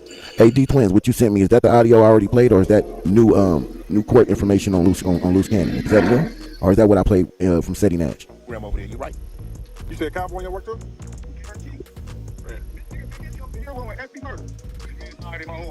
He told me he got there. I'm like, come on, bro. Oh, Cowboy giving the last statements of the victim. Look, these niggas was hoes. I'm on my way. Right. These niggas going through the club and music and everything on. Yeah, but Wack, we ain't gonna let you forget how you was shaking like dice at a dice game in Wheeler, Texas when the police rolled up on you. Had you nervous, shaking. You had a good look at their feet. You had that pressure. That we ain't gonna continue to say no names, but you know the names. Who put that pressure at you at that concert? Had you rubbing your eye and all type of shit. You invented and created an exit strategy. You off the front of the stage with $1 billion nigga. That was crazy. That was crazy. That's interesting. Yeah, he sent me that work on Cowboy last night. Oh, let me know, D Twins, because we already played it. If it's that, I was gonna run it. I was probably the same. You know what I mean, nigga? I'm trying to tell niggas, nigga, even motherfucking Google Maps warn you of a speed trap. I'm warning niggas. Wack, can I say something? And listen to this one. Listen to this girl right here, right? Let me tell you something about this chick, right? This shit is crazy. Let me be sophisticated as I always try to be. So this young lady gets dressed up, spiffy, had them things poking, and I ain't joking. Went on up here to Big U's event where it was a fundraiser, right? A business establishment. They all had business attire. She came with her business attire on. So that was professional, right? It was a professional environment and engagement. They were there to raise money. They were there to politic on a grand stage on a different level. This wasn't on the corner on the block by the gas station, by the liquor store, meet or at the park, right? This talking about SKG, the girl that went bonkers on Big U right there. Wilding. This is a business establishment. She said, you know what? I could have got at him yesterday because he in the hood every day. Big U was always in his hood doing for the community. If you really wanted to confront that man, you could have picked any day of the week. You could have put your hand in the hat and picked the day. And I guarantee he would have been there. Now, the time, I don't know. You have to, navigate that. But he would have been there if you really wanted to get that off your chest. But you said, no, I ain't going to do that because I got shit to do. But the night that they do that fundraiser, I'm going to go up there and I'm going to confront him. And when I do it, I'm going to call my good friend Wack 100, who I know is your direct enemy. That's Wack thing. Big U ain't even worried about it. Big U know what he is. Big U done with him. Nigga, y'all can't be at war if Big U moved on from you. He know what you is. Nigga, why would he want anything to do with you? You the feds, you protected. Ain't nothing he can really do to you. He about his business. He ain't even thinking about you. You on the internet every single day running narratives on him. He ain't seeing really nothing about you at all. Period. That's the facts. Why Big U pride, you niggas is getting louder and louder and louder. But anyway, she said, let me pick up that phone and let me call him. And let me put him on FaceTime so when I go up here and address him because I need somebody to protect me. But it didn't sound like she was like she was the type of girl who needed protection or a dandle in distress because it sounded like she sounded more gangster than most of these niggas. You lucky we here. If I am my blower, I'll blow your ass back. God damn, that's something I seen in like Minister Society or something. That's what shit. Yo, she did go in. She was, you lucky I have my blower and I'll blow your ass like, yo, right in front of the palm colored people. So what y'all niggas? I hear old dog say in the car with the niggas with the homies. I ain't imagine to see no woman with them things poking out like that in a nice business attire dress to walk into that establishment and be talking like that with Wack 100 on FaceTime. You niggas think niggas is really stupid, and you stupid niggas who really fell for that need to be ashamed of themselves. The best thing Big U did for her was call them people. Because in a different settings and in a different person who can control they anger like he did, probably would have broke her goddamn neck. And she would have had it coming. And that's a fact. If it was me, and I had my cousins with me, sick her. Beat the brakes out of her. Smack her, do all that shit. Do the Watusi on her motherfucking ass. Are you serious? You come up here to this establishment. I'm raising money for these kids, for this program, for what I'm doing in these streets. I'm out here really doing the work. But you bring your trifling ass on up here, running a play for Whack 100. Then you niggas try to spin it because he did what he was supposed to do. Gang member or not, civilian or not, man, everything ain't black and white, and everything ain't those type of politics. That man did what he was supposed to do. You call them people. It's either that or you do something to her and you be sitting where you sitting at now. Him not doing it bought him at least a little bit more time to plan, plot, and strategize for the event that this shit may happen. Because he ain't no damn fool. That's why he told y'all it ain't over. Believe that. He knew it was coming. But in that moment, he did the right thing. This girl is grimy. Disgusting. I should see y'all tear her chats up every single chance y'all get. Letting her know about herself. And this nigga, he the one who put it all together. Again, the orchestrator. He the orchestrator of this indictment. Yeah, 1 second. Wait, hold on 1 second. SAG, what's up? What's up, man? What you got to say? And another thing is when they talk about development options, and this is where it's like black women are never protected. When I got beat up and I got jumped on, his director was there from development options. So it wasn't just Big U, it was also Bear Claw. Oh, where have we heard that name from? Bear Claw. Damn, that name sound familiar, y'all. Y'all tell me in the chat where y'all heard this name from. Let's go. And I never. Oh, he's one of the community leaders. Yeah, and the whole thing, and it was like you seen this man beat on me. Bear Claw was right there. They're the ones that locked me in a spot. And you seen him do all this to me. Bear Claw, you stood there and you didn't say anything, and you let this man beat on me and jump on me and lie on me and do all of that. And then you guys use developing options as a shadow for the BS that you do within the community and disrespecting not just me but other black women. Like, it's not right. It is really not right. And it can't be all of us saying this and all of us is lying. Like, it's not right. Man, I'm in jail, man. Nigga, that shit, I've been dedicated to this shit all my life. I've been in the LP since I was 9 years old. In the You made your choice. Nobody put a gun to your head and said, hey, you gonna join the gang, motherfucker. Now, she's from Rolling 60. She's a alleged cripette. So she talking about Big U summoned her to the hood to get a DP. Well, she said he jumped on her, allegedly. Females get DP? Hell yeah, they get DP'd if they get out of play. They get out of pocket. They get DP'd by other girls. That's from the set. What I heard is she got DP'd by 2 other girls or 3 other girls, something like that. I don't know about. Like, come on, bro. And then shout out to that girl Henny. She put her paperwork up. That incident she had put she had did a complaint or whatever, trying to file it, but then when it was time for her to show up in court, she didn't show up. She was talking big shit, like she was ready to put that nigga under the courts, but yeah, man.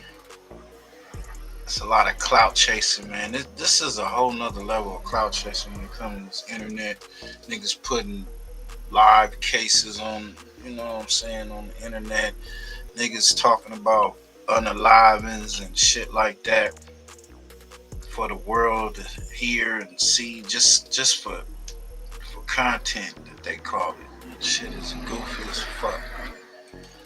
But man, what you got coming up next, man? You dropped a new banger. See what you got going. Yeah, let me check that out, man. We ain't gonna go into I didn't want to go that long, but I wanted to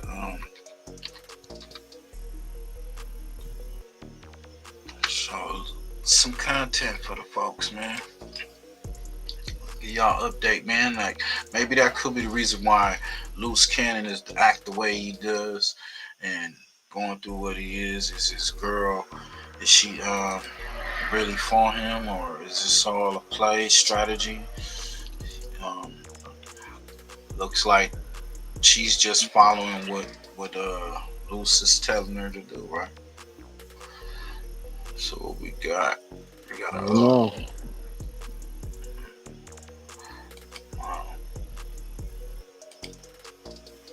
man, history reset. Monster built the church. What you talking about, bro?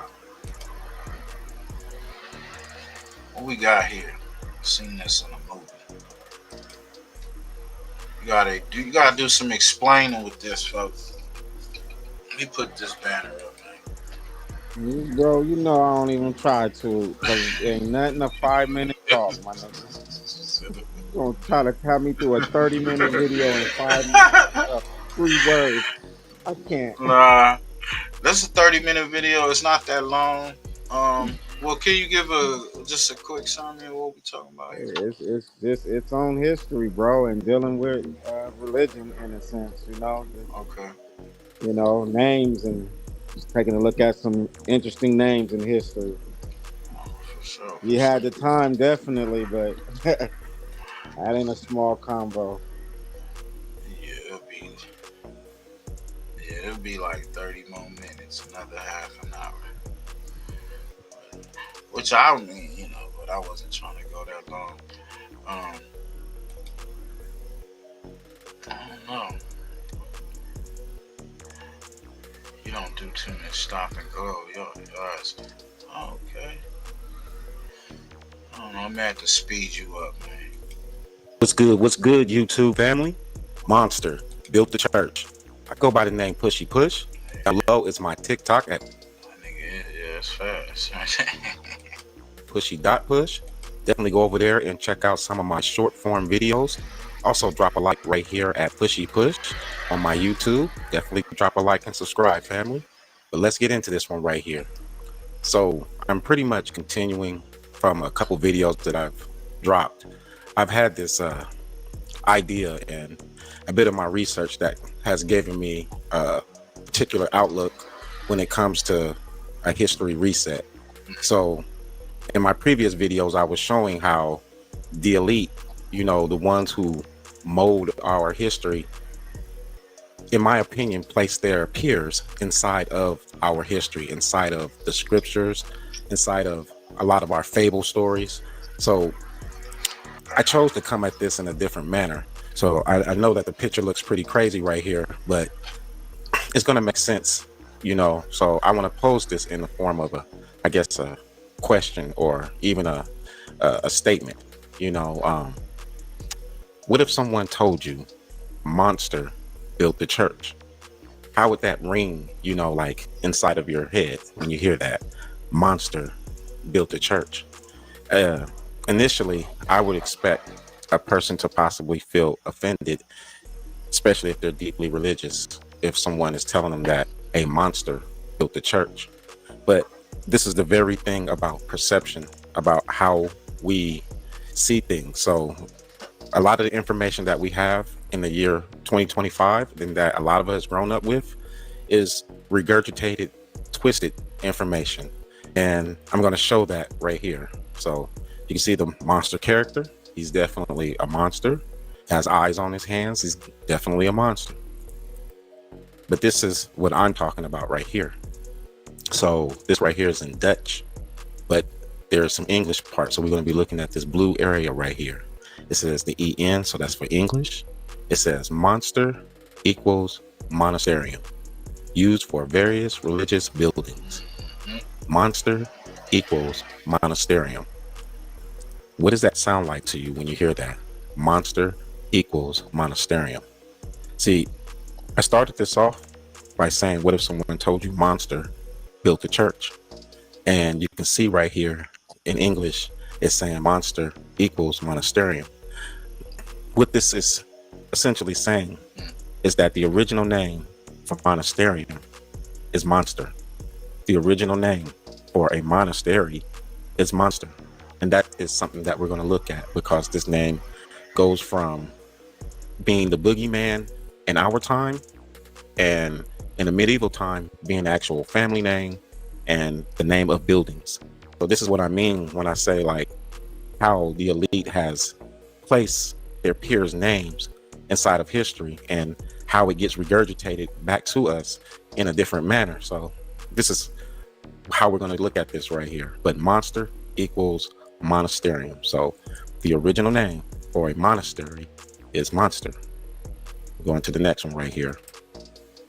This whole piece right here is written in Dutch, but on to the far right, it is translated in English right here. So we're going to look at this blue part at the top and then look at the translation right here on the right side. You look at the blue right there, it says monster, and then it says monasterium. The exact same thing, this didn't have the equal. This is telling you that the monastery, the name was originally monster. We today have a different outlook on that word monster. The word monster is connected to the boogeyman, you know, something that is horrific, something that goes around and attack people. And here in the Middle Ages, the original monster was the name of a monasterium right there. So we're going to look at this a little further. And this is the Dutch part. So this right here on the left is in Dutch, and on the right here is in English. So I'm going to read the right side right here. Something to look at. On the left, it says De Kerk. Do you know the name church in Dutch is Kerk or Kerke right there? So definitely something to look at. But it says the church, undisputedly, the main church of Behuist. I don't know how to say this word, Shielde, but Behuist in the late Middle Ages was known as monasterium. I want to read that again. The church, so the building, the church, undisputedly the main church. So the main church of this place that is in Europe, Behuist, in the late Middle Ages was known as a monasterium. The church was known as a monster. So their main church that's in Behuist was known as a monster in the Middle Ages. Today, what do we think a monster is? And that's what I was talking about in the beginning. I said, you know, what if someone told you monster built the church? You would get instantly offended, you know? And that's kind of like the thing with the last video. You know, I kind of felt people were instantly offended. But this is history right here. You know, it's not trying to disrespect the church. It's actually showing you that the original name for a monastery is monster. This was the main church. You see right here, monastery. So monster and monastery is the same word. So the place where monks are at. We can go back real quick right here. At the top of the blue right there, it says monk, M-O-N-K, monk, M-U-N-K. So this is the place where monks are at. That place was created by a family named Monster. That name right there, monastery, comes from the name monster. Monster has a different meaning for us today, though. And the name monastery is the same thing. It comes from the name monster. So when I say monster built the church, I am not being disrespectful to someone's religious point of view. It is actually history. You know, the question is if monster is the name of a church or the name of a monastery, how did it become the boogeyman for us today? You know, that is the thing to look at. But going to this a little further, you know, we're going to look at this bottom half where it says there is a great deal. It says there is a great deal of uncertainty over the origins of the name monster. It says it is possibly derived from the Latin monasterium, meaning monastery. See, the word monster and monastery is the same word. It goes on and says the name was also used for the ground that belonged to a monastery. So back in the days, in the ancient, or at least the Middle Ages, when you went to a monastery, they went to a monster. They literally said the word monster. It goes on further and says, another explanation was that monster was derived from the Old Dutch word monster, which meant, amongst others, big church.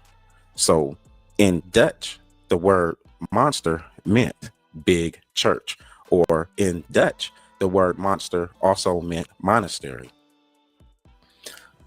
We have a different outlook on the name monster. You know, like this is pretty interesting right here. This is Monster, South Holland. right here. You can see at the bottom in the red, they call churches monster, you know. And I'm not saying that that is the boogeyman. We've been taught that that word is connected to negativity. And I'm simply showing that this name monster is connected to churches, it's connected to monasteries. And I'm about to show you that it's also a family name. So it's ultimately going to show that a family whose name is monster built churches and monasteries during the Middle Ages. Somehow 900 years later, the word monster is now associated with negativity, the boogeyman, something that goes around and attack people. So this is Monster right here. South Holland says Monster is a large village in the Dutch province of South Holland. It is an actual place. This is where, you know, things get interesting, because if I'm showing you Monster in the medieval time period as being, you know, a place that's in Denmark, you know, that the monasteries is named after and churches are named after, then what are we looking at right here on this can right here? Because this symbol right here is rooted in occultism. So it's rooted in religion. It's just what type of religion. And then the name monster itself. Is they talking about monster as in the boogeyman? What type of monster is they talking about? Because that symbol right here is inside of occultism. So we look at that name and we associate it to how we view it today. But when I look at that name, monster, I associate it to that family that built churches. And it makes me wonder, was this family involved in occultism? See, the elite has put this can. Check out that symbol right there. Is that are you about to go into that? By the symbol after the O? That is the straight up medieval occultic symbol. Some people be like it's another way of writing 666. You know, but you see the name on the can, and then when you see all the what I just showed, that in that name monster, that family, bro, is in 1066 AD. So when you see the name on the can, is they talking about the boogeyman or is they talking about a family? You know, where does the word monster come from? Yeah. That's deep. Hey, yo, that was only 12 minutes, and see, we got about 10 more minutes, man. We gonna give y'all that 10 more minutes, man. Y'all go run over there to Pushy Push, man. YouTube and Pushy.Push on TikTok. You got more information, man, like this. This is real deep, and he just got started on this. Man, I know this is not done. He coming with series and shit. Together has pushed this out for the public, and you know, no one really pays attention to the writing on there. But monster right there is the name of a family. It's the name of a monastery. All monasteries. It's sad. It's crazy how they just have people just locked into this demonic ass shit, and from, you know, potions and all types of shit that they got society under this spell and shit. Are actually originally called monster. It is the name of a church. So when you know that monster is the name of a church, and then you see that symbol, what are they saying right there? That's the difference when knowing about where these names come from.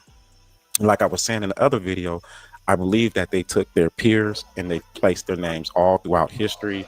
You know, monster might not have been something that everybody liked, and I'll show you why.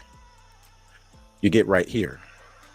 I had the luxury of watching this show when I was younger, but this show is like from the 60s. It's been around for a long time, but it says the Munsters, and it's with a U, so M-U-N-S-T-E-R, Munster.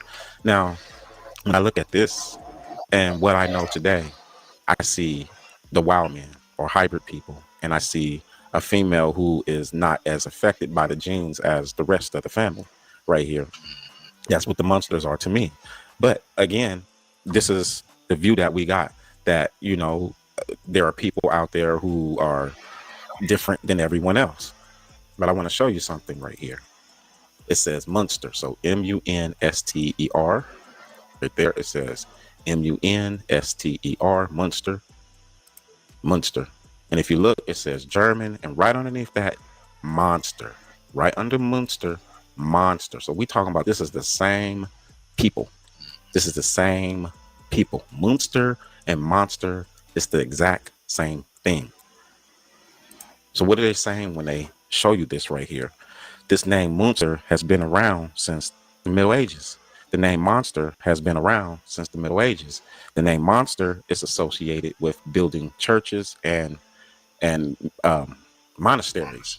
So we're talking about a whole 800-900 years later, and now monster is associated to what I would call the wild people. And now on everyday products, you have this word monster, and it's associated to occultism. The name monster is not a boogeyman name. That name used to build churches. That name is the name of a monastery. And now it's on a can that has what I believe occultic symbols on there. So it makes me wonder, you know, when you're bringing history all together, what are they saying about the word monster? This family that built churches, were they really monsters? Were they really wild people? Were they these type of people that built churches? So we'll look at this right here. It says, where is, you know, my last name from? Monster. There's 3 like countries that have this name: the Netherlands, Denmark, and Germany. So we go back here. This was the one in Germany, Munster. Munster and monster is the same name. It's the same family. It says, where is my last name from? Monster. So monster is a family name. Monster is people who built churches. Now the question is, what type of people are they? Are they really monsters? Are they really wild men? You know, it's funny that they would take a name from the Middle Ages and attach it to a show, and it looks like this. Or they take the word monster and then put it on a can like this. And we look at this as everyday product, not realizing that this name comes from the Middle Ages. And this is all done by elite. This is not done by common people right here. This is like almost like a Hollywood way of rethrowing something back at you, and you don't know what you're looking at. You don't know what you're involving yourself with, because we don't know the history of anything. This name monster is a church. It is a monastery. And it's odd that the name Munster and monster is the same thing, and they got a family, you know. But there is a real family out there, monster. There is a real family out there. Just wonder if they're wild men, you know. But it says right here, monster family crest. And this is the reason why I wondered if they were wild men. I'm not gonna lie. It says the monster family crest refers to the coat of arms or family crest associated with the surname monster, which can be traced back to Old French monstre, meaning monster or marvel, and could symbolize strength or uniqueness. The word monster has a meaning of marvel. The word monster has a meaning of marvel, has the meaning of strength, has the meaning of uniqueness. When you think about a monster in our time is strong. A monster in our time is unique, and it is something you would marvel at. This definitely makes me think of like the X-Men, you know, like you're dealing with monsters. But, you know, that is just the definition that they have right there for this monster, the monster family crest. Right here, just to touch back on it, you know, it's in English, monster equals monastery. So this family, this monster family, which can be Munster if it's in German, it's the exact same family. And this family has built churches, has built monasteries. Go back just real quick. It says right here on this bottom piece, there's a great deal of uncertainty over the origin of the name monster. It probably derives from Latin monasterium, meaning monastery. The word monster was the original name for monastery. So when you say monster, you're saying monastery. That is, and they made these buildings. They built these buildings. It says the name was also used for the ground that belonged to a monastery. Another explanation was monster was derived from the Old Dutch word monster, which meant, amongst other, big church. So when I say did Monster build the church? We're talking about a family who ruled during the Middle Ages and obviously had enough power to where, you know, they had a village behind them. Like if you look at the top, just going in, you know, it's got some words I can't really pronounce, but it says in the 13th century, a great deal of the Wesleyan, LUCE, and the DIGG were administered by Monster. So we're talking about a place that had so much power that it was involved with the DIGG. You know, it says when the DIGG came to be constructed, a split was made in the DIGG and half of Lunston. It says the later village was separated from Monster in 1812. So we're talking about this place, Monster, which was made by this family, you know, just started having separations in 1812. So we're talking about something that existed for a long time. A family name. Now, all the monasteries are named after them. And that's why I said, you know, you could easily take offense. Somebody tells you Monster, you know, built the church. And it's true. A family named Monster who had immense power enough to be involved with the DIGG built monasteries and built churches. And now in our time, when we see the word monster, that is how we see it. So this is the reason why it's offensive, you know, just like the very first picture I showed. This is the reason why monster is offensive. But I'm saying this is deeper than being offensive. This is the name of the monastery. This is the name of the family. They also call Monster Big Church. So this is the name of a church. So when you look at this, this is a cultic symbol with a church name on it. Monster is a church and they have an occultic symbol. And it makes me wonder, like, was something satanic with the families who was building churches with the name Monster? Was the original tent, was it occultic? Was it even Jesus based, you know? And that's why I said it was just awfully odd. You know, I thought nothing of the show when I was younger, but when you start putting pieces together, you have a can that says Monster, and Monster is associated with a church and occultism. That's what it shows on the can. And then I'm showing you Monster as in the show, and they have them looking like wild people. But these are real names. Monster and Munster right here are the same thing. So you have a identity twist, you know. I don't understand how you can take someone's name from the Middle Ages and give it a whole new meaning, you know, 800 years later. This will almost look like a reset.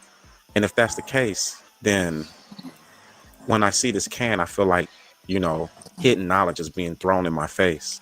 And because I think Monster the Boogeyman, I would never get this. This is the name of a church. This is the name of a family. This is the name of a monastery. Monster is the original name. And they are saying that this church is connected to occultism.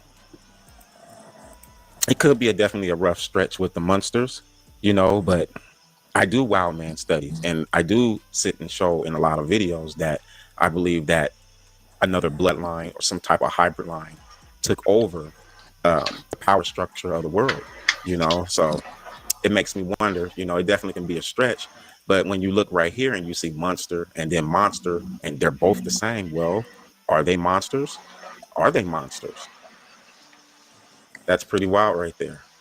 And like I said, this is not to offend anyone, you know. History is just not going to go the way that we like it to be, you know. And I personally think a lot of the historians are on the bad side of history. You know, I don't think that we're getting the full truths. I can do other shows right here where I can show you the name church is actually the name of a deity. I can show you where the word Bible is also the name of a word of a deity. But me saying both those things, that church is the name of a deity and Bible is the name of a deity, are things that would definitely offend a super religious person. So I felt like I had to make this video right here to show that it does exist. You know, things have parallel meanings. Like in the Middle Ages, it once meant something, and now in our times, it means something else. Does the meaning of it change? Like, you know, for our time period, is it more important? Or does the originality of the word, does that have importance? And to an elite person, to a Illuminati person, this is throwing history up in your face. This is telling you something in a form of advertisement. Like I said, you would look at this as the boogeyman, but I'm showing you this is the name of a church. This is the name of a family that built a church. This is the name of a family that built monasteries. Monasteries is literally what's called monster in the beginning. And this can is saying that this whole thing, this church, is occulted. They're literally saying it right there. Right. So I'm gonna let that sit right there, family. You know, I'm gonna definitely drop another video. I'm looking at, you know, because I was going to do the Psalms Manozer, but I really felt like I had to do this right here to kind of prove it that even the name church is it carries a name of what's today considered to be a negative name, you know. So I don't know if Monster or the family Monster were bad people in the Middle Ages, but this makes me feel that way. So yo, that was off the chain, man. Make sure y'all go check out Pushy Push. Go to pushy.push on TikTok. Make sure you strap your thicky cap on, bring your notepad, pen, take some notes. Check out the show. Yeah, I like that one. Check out the show. Come up here, ask questions, you know what I'm saying? Definitely open mind to that, everybody. We're going to get up out of here, man. Y'all check us out on the next show. Keep your notifications. I don't know when we're going to come back. You know it's going to always be some crazy shit on YouTube to give our reactions to. Salute to everybody, man. Gone.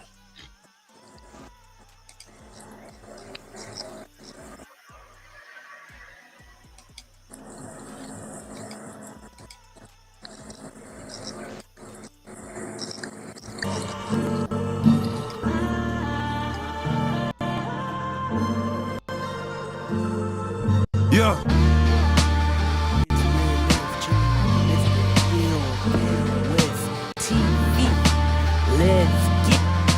What up, world? This is Grammy music producer Ryan Ghost Bowser, rocking it out with First Fam West Radio. And your man is Mr. Illustrator. And on the ones and twos, we got Crazy D. Spin that, man. Quarter bit right now, and that's just on the face. Sell it all right now, it all be gone today. Hey, the customer service, we don't make them wait. Hey, we constantly service, click and him play. Before we go, man, make sure y'all know this live is brought to you by Fast Eddie 420, man. Y'all in the Inland Empire area, come check us out, man. Look us up on IG. That's Fast 80 420. Got the best smoke, best flower in the area. We out. We constantly serving, click and him play. Hey, man, I just stay down and stay out the way. Hey, I just got some pounds and I got some yay. Hey, real niggas around, you look out of place. Get a quarter bit right now, and that just on the face. Hey, sell it all right now, it'll be gone today. Hey, good customer service, we don't make them wait. Hey, we constantly serving, big and hammer play. Hey, we constantly serving, big and hammer play. I come from the bottom, I say with a tray. Got a switch like a Carter, he just wanna bang. Hey, I just want the paper, I don't wanna hang. Hey, that boy that met the world, now he's up to pain. Hey, I just met your girl, she left with a stranger. Hey, soon we shot it up, she knew I was gangster. Hey, I don't take no threats, on no ultimatum. Hey, if you talking chop, you talking my language. Cop sip, hit half liter of the raw. Big earner, but I used to be an underdog. Don't keep 100, that's why I don't fuck with y'all. You come try to strike, you gon' get a gutter ball. Losing all my fucking life, I can't take another loss. Grinding all winter, and I don't take the summer off. Putting us to make a half brick, do a somersault. He's special, he just fuck around and run 100 up, add it up. I'm a real nigga, just to sum it up. You can't be with me, little homie, you ain't done enough. Hey, Joey, can you throw me something? No, not at all. But if you cop folk, I might take 100 off. So this ass headbang against some Tylenol. You get pulled when you leave here, and I am not involved. Put the bands around my neck to make it freeze up. If my grandma was here to see me, she say Jesus. She was busy see me with that money and she freed up. Miss me with that little boy Larry shit, I ain't no peon. Blood on the way, damn it took him a Eon. For a price, I need something we can agree on. Put a brick in a cripple cross face, fuck it up. Tryna cook it, nigga, that's an all base. You push it always, hitting plays always. Giving out quarters like a motherfucking arcade. Listen to your pockets, nigga, fuck with your heart say. Yeah, I keep that fire on my fucking dark days. Me and my pistol will never part ways. Me and my pistol will never part ways. I just stay down and stay out the way. I just got some pounds and I got some yeah. Real niggas around, you look out of place. Quarter brick right now and that's just on the face. Sell it all right now and I'll be gone today. Good customer service, we don't make them wait. We constantly serving, big and don't play. We constantly serving, big and don't play. FirstFamRadio.com. FirstFamRadio.com.